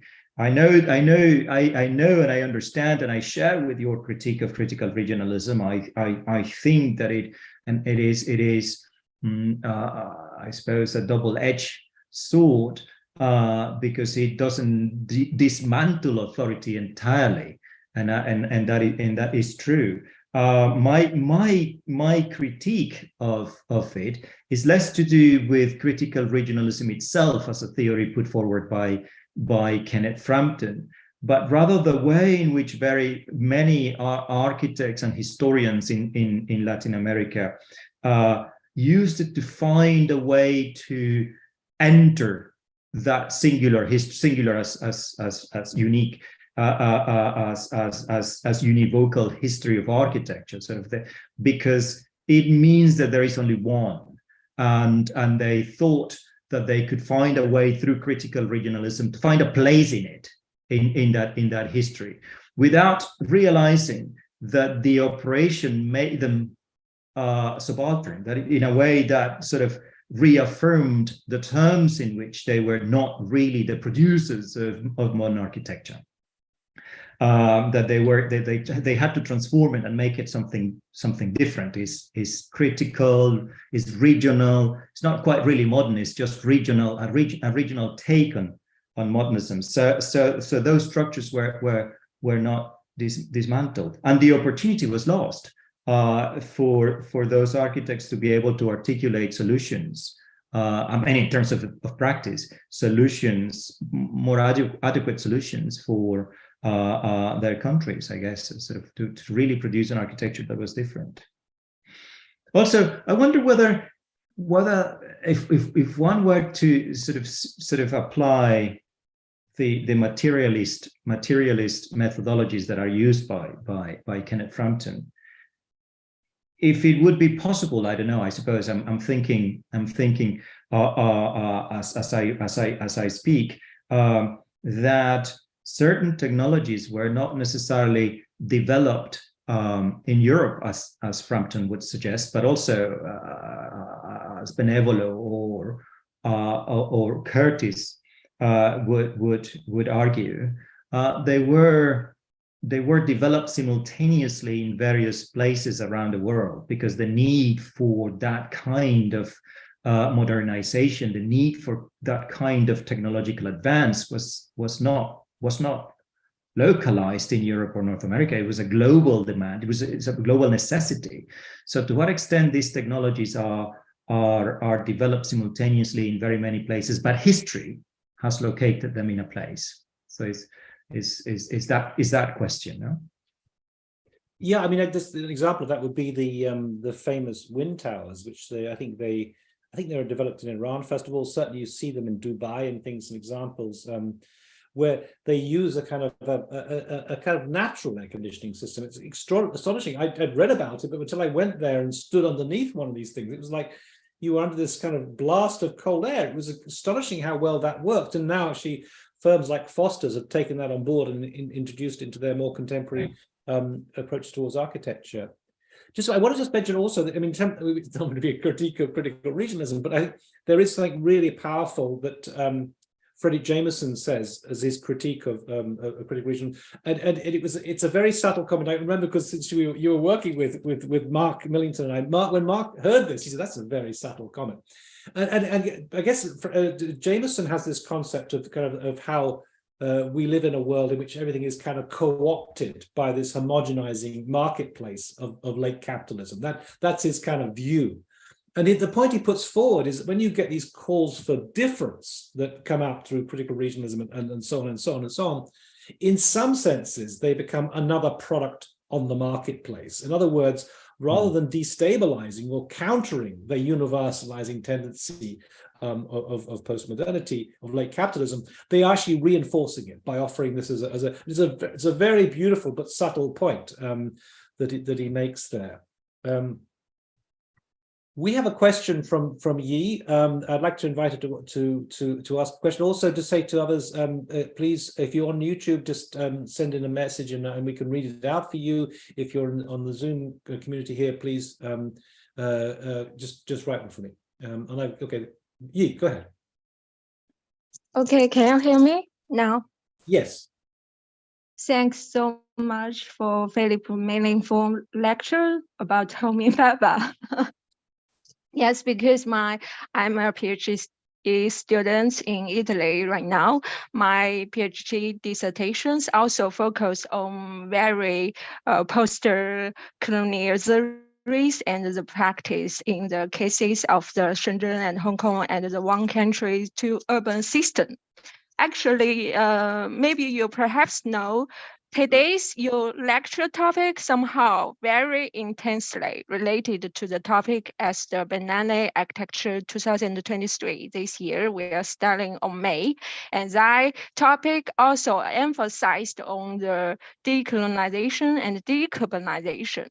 So my question for you would be, how can the post-colonial theory and the decolonial practice inform our understanding and response to correct global issues, as also the interested related SSG assessments, such as the political interventions, capital multiplication, social injustice, and social inequality, and the climate change? And what's the role to capture hybridity as the co-theorist from the Homi Bhabha, and the cultural diversity play in shape the this response to the understanding and to the thinkings for as the scholars, the theory scholars issues, because my work is really focused on the 21st century's the global urban issues, because I come from Shenzhen and grew up in Shenzhen. So my work right now is really focused as the differences, how the one country and two system and two urban system, as Hong Kong is a well-known complex cities with a rich history of colonization, urban extremely development, and caused the huge issues of the environmental challenges. So I was studied and very interested about Homi Bhabha. So I would like to hear your ideas and your suggestions for me. Thank you so much. Thank you very much. This is a fascinating, if impossibly to answer question, but fascinating nonetheless. Let me try to answer. I may not be able to answer all the aspects that you are interested in, but maybe only a few. I guess postcolonial theory and decolonial practice. You said coloniality and decolonial practice. I think that pairing is very useful. Sort of coloniality theorists might not feel very comfortable with being sort of linked to postcolonial theory, although they know they have declared some kind of epistemological independence. But nonetheless, I think that pairing, as you make it, is very productive. And the aim of coloniality, I suppose, the target, what they do have in mind is this business of this agenda of decolonizing things, delinking, if you like. So how can this be useful in order to achieve all those targets, all those goals that you have in mind, sort of injustice, climate change, space injustice, and so on?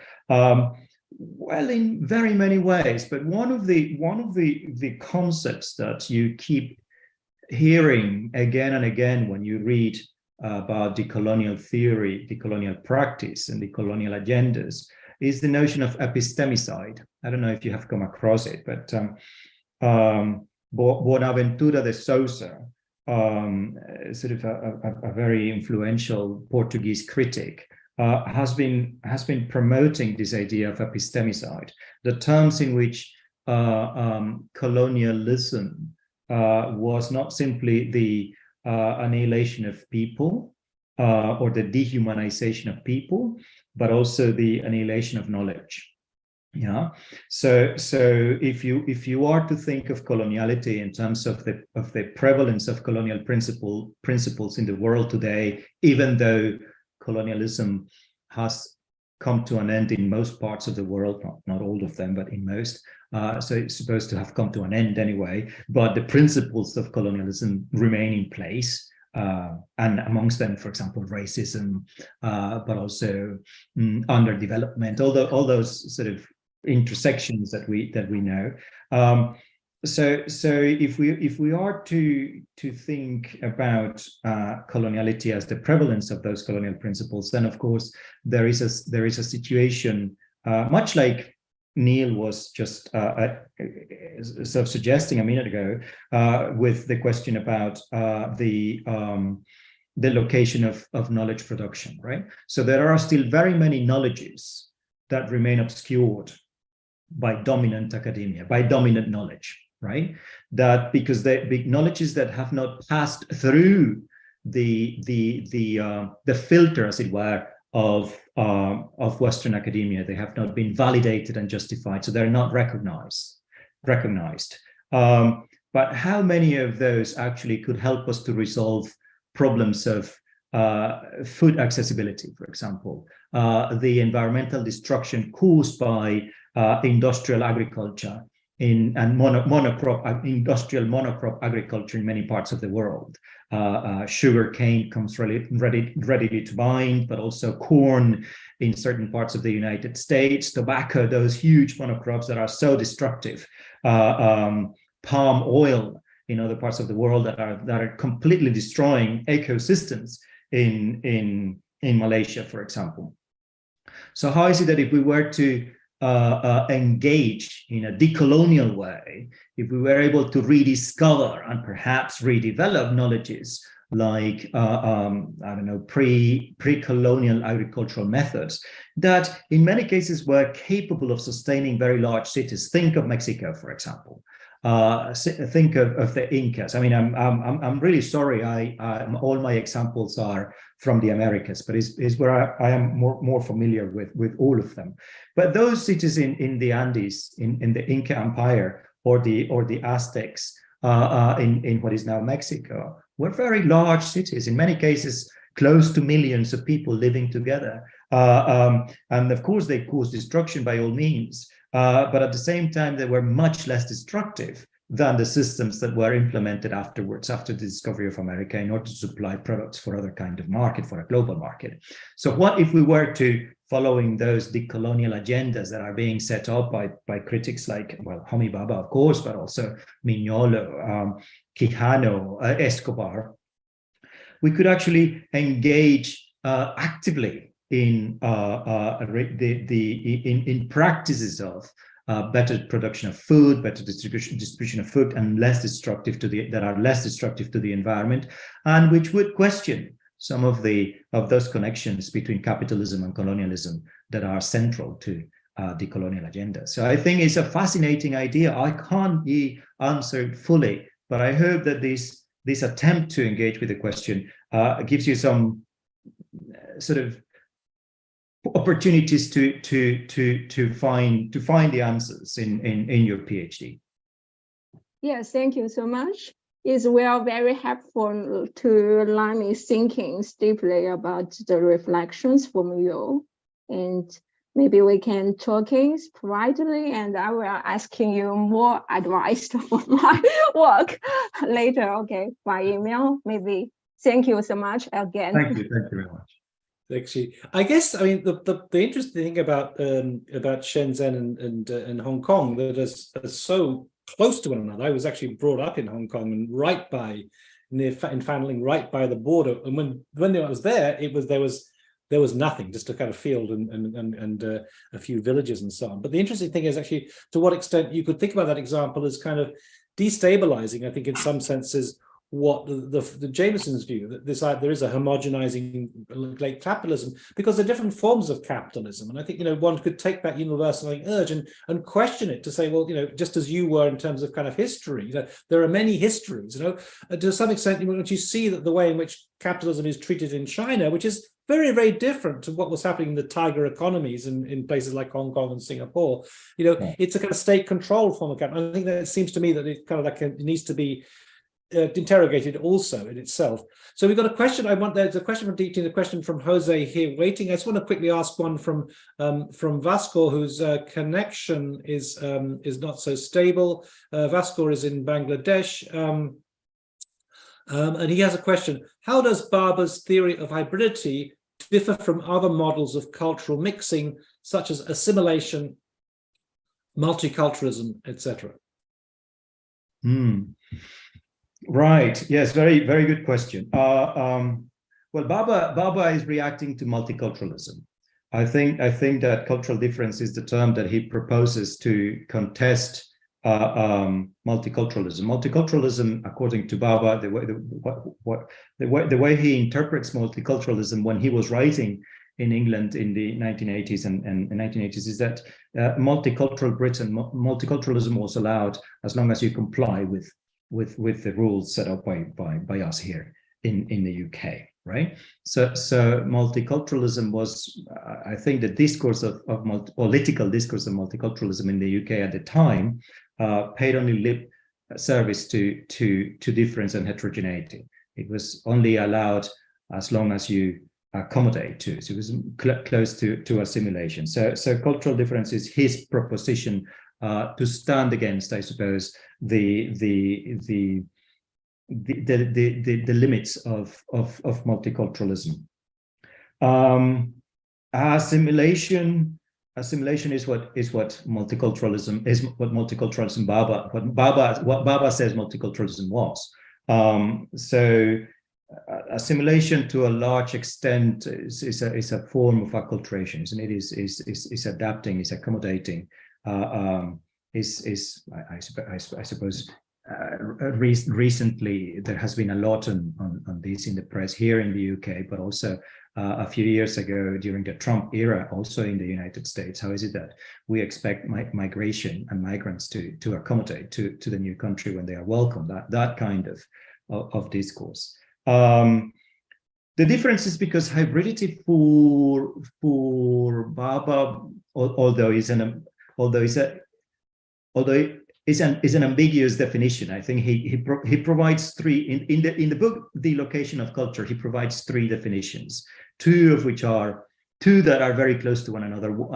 A third one that could, and I write about that in the book. One that is a little bit less coherent with the previous two, but nonetheless, I guess what you can extract is that for him, it's not a process that leads to a product, but it's rather a process that never ends. It's a continued process. So it's not hybridity, but rather hybridization is constantly happening. It produces things, crystallizations, if you like, of that continued process, but it's continuous. It doesn't end. So he's not trying to say that cultures mixing, that cultures mix, and then there is a third one. He's trying to say that cultures resist, that they naturally survive the mixing, but in the process they transform themselves. So I think that hybridization goes along those lines. So what happens is that there is constant transformation, cultural transformation, because cultures aren't static anyway, nor are they tangible. They can't mix. So the interaction between different cultures in context of colonialism, which is often not between two cultures but between very many cultures, right? So think of if we were to think of North America, for example, the first thing that we have to consider is that there was not just European and local Native Americans. Then came along African enslaved people. But then again, neither were but none of these three groups was a homogeneous group. The Europeans were from different parts of England. The enslaved Africans that were brought to the Americas also came from different parts of Africa, and therefore different cultures, different languages, different religions. And the Native Americans were not just one single group, one single family. There were very, very many of them. So it's never just three things, even though we try to essentialize that. So that cultural interaction is productive. Everybody changes as a result of that, and perhaps new things emerge, which are hybrids from this interaction, but it's a continued process. So I think that's how it differs from syncretism or assimilation. Great. We've got two questions lined up. One from Deepti Zachariah, who's in France, and one from Jose, who's in Puerto Rico. Deepti, would you like to unmute yourself and Yes, I can do that. Hi. Thank you very much for your talk. It was very fascinating for me. I'm going to try to sort of formulate a question, because I've just recently moved to France and I'm actually from India. So I'm going to bring a sort of a colonial perspective from part of the world that you were sort of saying. There are a lot of discourse and debate of colonialism and post-colonialism, and a little bit from my own experience of maybe watching this sort of my question is more around the idea, and might be a little provocative or politically incorrect, to say that when we make colonialism a sort of the enemy, we see a sort of a mythical, glorified past that is sort of created by new powers, and also a sort of a new kind of nation building that happens that ignores this very idea that a lot of the post-colonial theorists were trying to fight against, which is the idea that there are marginalized and also like less represented voices in histories, in a sense that I wonder if you feel, when you bring these conversations and ideas around decolonizing, if you don't see that it can be appropriated in maybe ways that are not intended at all, is one part of it, of my question. And the second is related, that yes, there is a kind of hybridity and a kind of definitely that there are many cultures, and in fact the world, there is this idea that the world has been global for way more than just its colonial imperial past. The question is hybridity too complex an idea to realize in text and in a sort of captivate a collective sort of imagination and sparking? Is hybridity just too complex to communicate, is my question. And do you have any thoughts on how you would communicate this idea of hybridity so it doesn't threaten threaten people, because hybridity actually threatens it sort of has this backlash, especially in today's world, where we see a lot of rise of nationalistic and regionalistic, let's say, politics. Can I ask you? I mean, fascinating questions, but also intriguing thoughts. When you say that coloniality, that one has to be careful that the colonial thought or the colonial agendas are not appropriated in different ways, in ways that they are not intended. What ways do you mean? I think I was trying to skirt walking into a very polemical statement, but I mean, you definitely, I can give you a French example and an Indian example, I think. In France, in India, there is this idea where we are trying to reclaim a notion of what India is. And while we are trying to reclaim this notion, there's a rewriting of our history, which definitely wants to correct the wrongs of colonialism in India. And there were wrongs done. But it also completely ignores that there were fractures in Indian society before colonialism. And it sort of creates this mythical glorified past. So by situating the problems within colonialism, it's like colonialism becomes a sort of an excuse for some structural problems that exist in our society that definitely colonialism did not fix, but some of them were not created by colonialism as well, right? So, but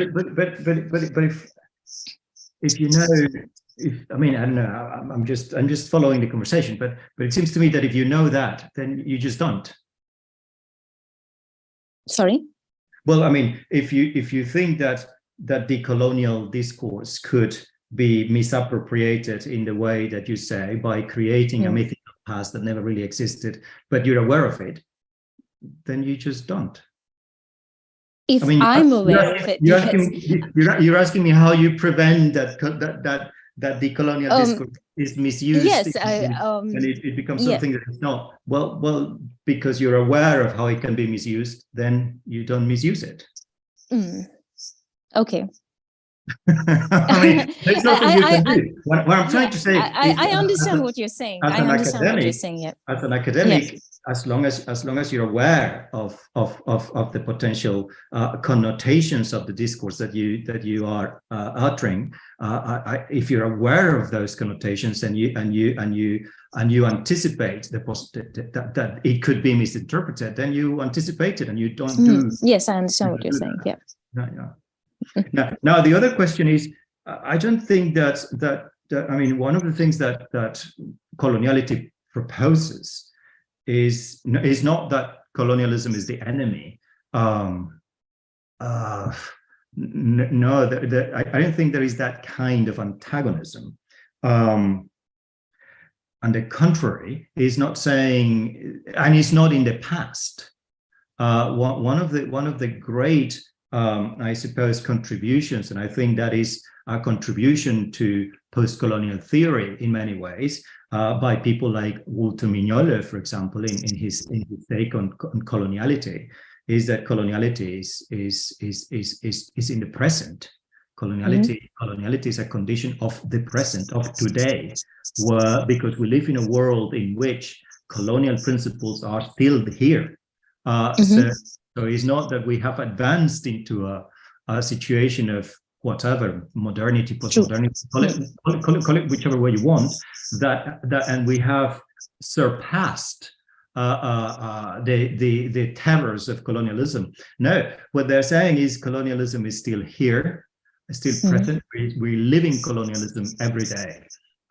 So it's not to turn colonialism into an enemy that we have to defeat, is to understand that colonialism, that many colonial principles are present in the world today, and how is it that we need to engage with those principles in order to be able to engage in a positive transformation of the world in which we live.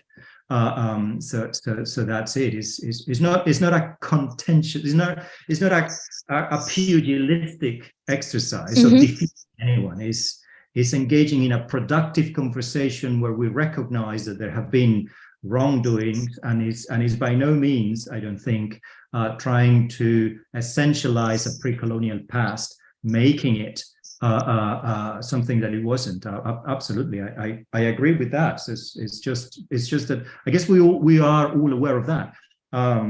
So yes, and we just don't do it. Try not to do it anyway. And if somebody does it, then we tell that person, careful. All right. Thank you. I kind of reminded of the discourse that's going on in Germany. Mainly because Deepti and also Vasco were also students together in Dessau. But in Germany, with and we had Alfred Jacobi, who was in charge of the master's program there, who was German Jewish. And one of the discourses is basically saying that, even though you kind of in Germany now, the promotion of Jewish cultures and synagogues and things is promoted by the state, it could be seen as a form of tokenism. In other words, you're trying to assuage the past by making these gestures, but they never really get you beyond that gesture. Anyway, I wouldn't go down that line there, but we also have a question here from Jose, who's from Puerto Rico, and actually is doing some research on kind of an internal American colonialism, shall we say, going back to the relationship between Puerto Rico and the mainland that goes well beyond Donald Trump throwing paper rolls at people after the hurricane there. Jose, welcome.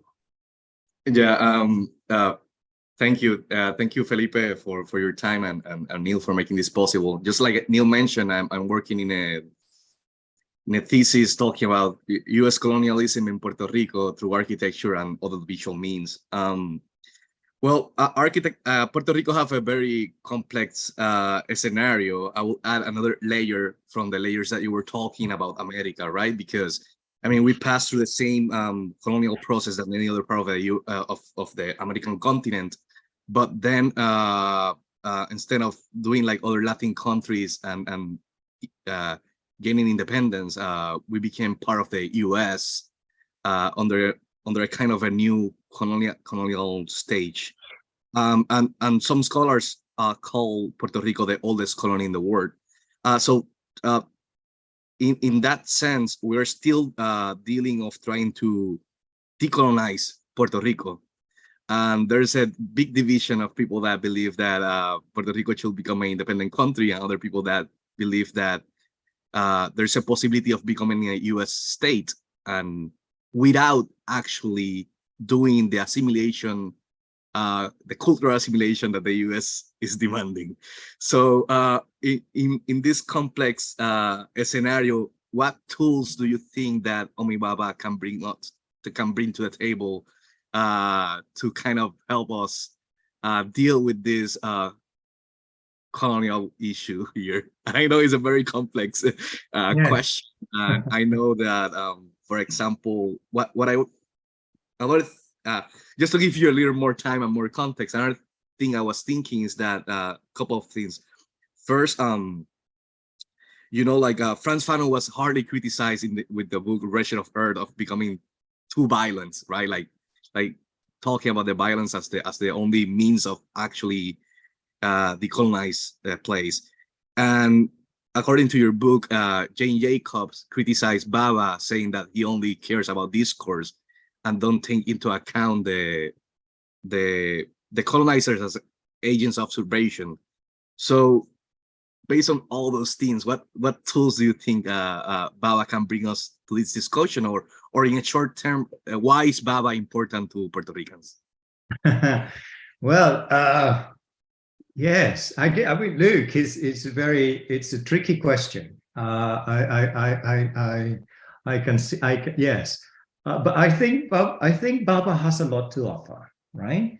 I guess just in the critical thinking that he's inviting us to perform. He is telling us that we have to be aware of the construction of I think that following people like Derrida, I mean, this is post-colonial writers were very close to post-structuralism, and of course Derrida's deconstruction and so on. Spivak translated Derrida, and Bhabha explains his method as being deconstructive, right? So this idea of reading closely in order to unveil the structures that exist. Everything is in the text, says Derrida. So Bhabha is asking us to read carefully to find how the structures of authority are narratively constructed. And once we detect the presence of those narratives, then we might be able to also visualize the contradictions. And once we see the contradictions, it's going to be easier to contest, resist, contest, subvert, destabilize, and settle. All those words that are so familiar with in the work of Homi Bhabha, in the work of the post-structuralists. Right? So because he's asking us to be critical, because he's asking us to be rigorous, because that's asking us to read carefully, I think he is very useful. And in that sense, I would say that he is as useful to the Puerto Ricans as he is to everybody else. It's an academic discourse that is there. But what I would say is that it requires also, once you are armed with these helpful intellectual tools to read, deconstruct, and settle, question, then you have to engage with very specific conditions that you're dealing with, and is the case. So it's not about colonialism in general, because the colonial conditions, the coloniality of Puerto Rico is different to many other parts of the world, other parts where there is still colonialism. So it is different from French Guiana or Reunion Island or Hawaii also. So you see, it's very different. So what are the specific conditions in Puerto Rico that you can engage with in a post-colonial way? Right? Postcolonial discourse is only going to give you tools, methodologies to engage with the case. Your case is specific, so you have to learn that, read it, and read it postcolonially. Yeah. So it's not that Bhabha is going to do anything for you. Is that Bhabha is simply going to help you do what you want to do with some ideas for you to carry it out. Does that make sense? Yeah. Yeah, makes sense. Yeah. Yeah, like one of the things I was thinking is that different from Dipti, I hope I'm not running your name, that was talking just before me, is that idea of returning of an original India or a background of India that was before colonialism. Just like you mentioned, each place have their own context. That idea doesn't exist in Puerto Rico. There's not such a thing as returning to a Puerto Rican original culture or even the native that were here at some point, because they were completely eradicated. So we don't have any Tainos in Puerto Rico, right? So I think one of the things I like and I'm trying to go deep into is the concept of hybridity, in terms that most scholars that have written of Puerto Rico as its identity are divided like kind of into different parties, like the people that believe that we should go and follow Spain culture, and they were okay with that original colonization because it was better than this one. And then there's the other people that say like, oh no, like forget about that one. We should follow more like an American, a North American, a US culture. And I think that hybridity somehow gave the space of understanding that there's no original as well. I mean, I hope that I'm not destroying Bhabha theory, but somehow I get like there's no actual original. There's not like a single homogeneous culture.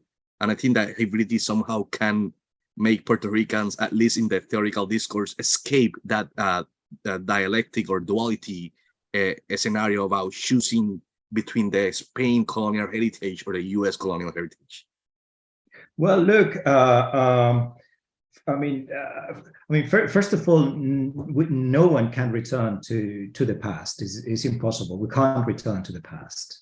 We can reconstruct the past. We may romanticize the past, but we can't get back to it.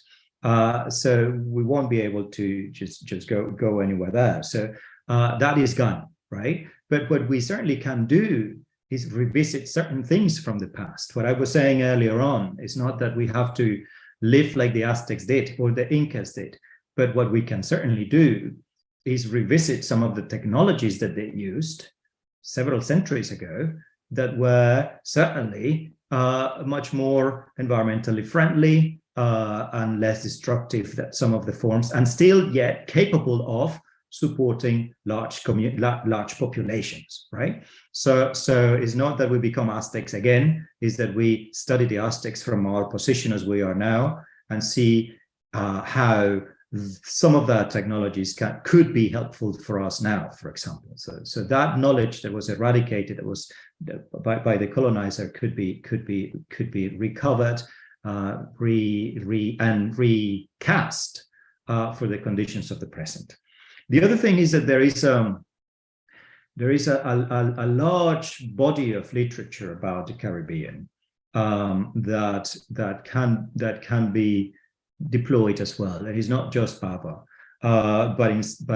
but Fernando Ortiz, for example, the notion of transculturation that was coined by Fernando Ortiz, a Cuban anthropologist back in the 1930s, 40s, is a very useful term because it speaks about the dynamic, particularly the dynamics of Caribbean sort of trade, mostly between tobacco and sugar and so on, during the colonial period, and the consequences of that in the present, in the early 20th century. Antonio Cornejo Polar, for example, he writes about wrote a fantastic book that is called La Isla que se repite, which is the terms in which sort of islands in the Caribbean, whether they are French or English or Spanish or Dutch, they are one island that has suffered conditions of colonization, perhaps also slavery, and that emerge, sort of particular cultures emerge out of this dynamic interaction between different cultures and different peoples. So there is a huge body of literature that could be potentially more useful than Bhabha itself, but not necessarily dissociated from what Bhabha is trying us to do, or asking us to be aware of, rather. Neil, I'm afraid I'm going. Yeah, could just very quick final question? If I could just quickly slip something in, I don't know if there's a chance, but I just wanted to say that maybe I think the understanding of colonialism, one thinks in terms of military colonialism, right? In some ways, and I guess I'm thinking just in terms of kind of the distinction that Louis Althusser makes between different forms of control or different apparatus, the repressive state apparatus, which is the military, the police, and so on, the obvious ones. But there's also the ideological state apparatus that's also at work. And I guess, I think, and I often think this is not understood by American foreign policy. In other words, you can often get people who kind of buy into the American lifestyle, and yet reject the kind of the control in terms of the military and the political interference and so on. So to the point that you might get some, freedom fighters or terrorists, however you sort of view them, wearing a Nike outfit, attacking, whatever the American interest, And I kind of think that's another sort of, I don't know whether Bhabha gets into that, but in fact, actually, think about the British colonialism. The strange thing about India is that, obviously it was a form of colonialism, no question, but it was introduced through the East India Company as a kind of economic thing. And it was almost through introducing an economic framework that change happened and so on. Does Bhabha mention that kind of thing in his work? Yeah, no, I think Bhabha is aware of the various forms of colonialism, and he in the book certainly speaks about how Indian colonialism was, English colonialism in India, rather, was different from English colonialism in the United States and also in Australia, for example, and how different economic practices, different relationships with the locals, which were much more brutal in certain places and less brutal in some other places, and also changing constantly according to the circumstances that they had to negotiate and deal with in the process. So I think that definitely he is aware of, and we have to be aware of also when we deal with colonialism. Colonialism is not just one thing, and certainly French colonialism in Algeria, for example, was also brutal and barbarous and everything, but at the same time, it was a department. It was a part of France, whereas it was not a colony. So the terms in which all these things are negotiated are fundamental. That's why I was telling Jose that. Well, I mean, I find it very hard to sort of translate theory into specific political situations. It's very complex, and to say, well, you know, we're going to apply Bhabha to I don't know, national or international policy in whatever country. That can be done, but we need to be very cautious, and it needs to be contextualized fully. And yes, it's not simply the military intervention or the direct political intervention. I think that one of the key issues that we have to be aware of is epistemological, is knowledge production. The terms in which colonialism is also about creating techniques of control, knowledges that are produced in order to make sure that one can maintain authority. One is the colonizer trying to maintain authority. So that is one of the big aspects that we need to be aware of and question, which is, you know, the point that I'm trying to make, to revisit knowledges that have been destroyed, occluded by centuries of colonialism in various places around the world. But Neil, I must go now. No, absolutely. Just while you're just going, I want to just put up here the thing for next. Where am I now? So I'm going forward. For next session is, oh, sorry, the wrong one. Well, I won't show. But next session we have next week. I'm trying to think what is that. Which we're dealing with Bruno Latour, and indeed with Mani, who is herself a kind of a student of Latour.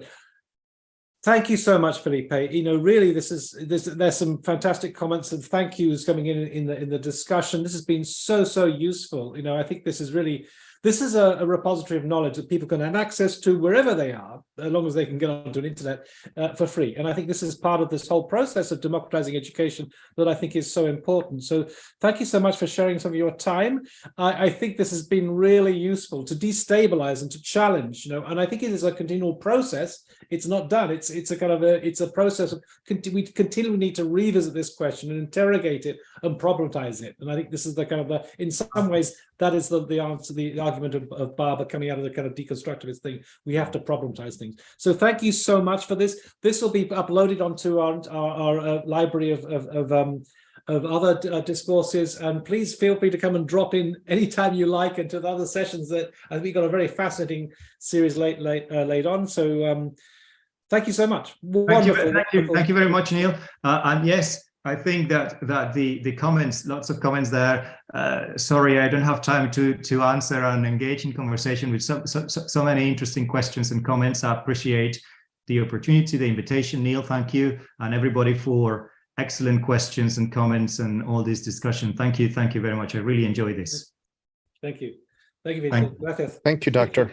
Thank you. Bye. Thank you. Bye. Bye.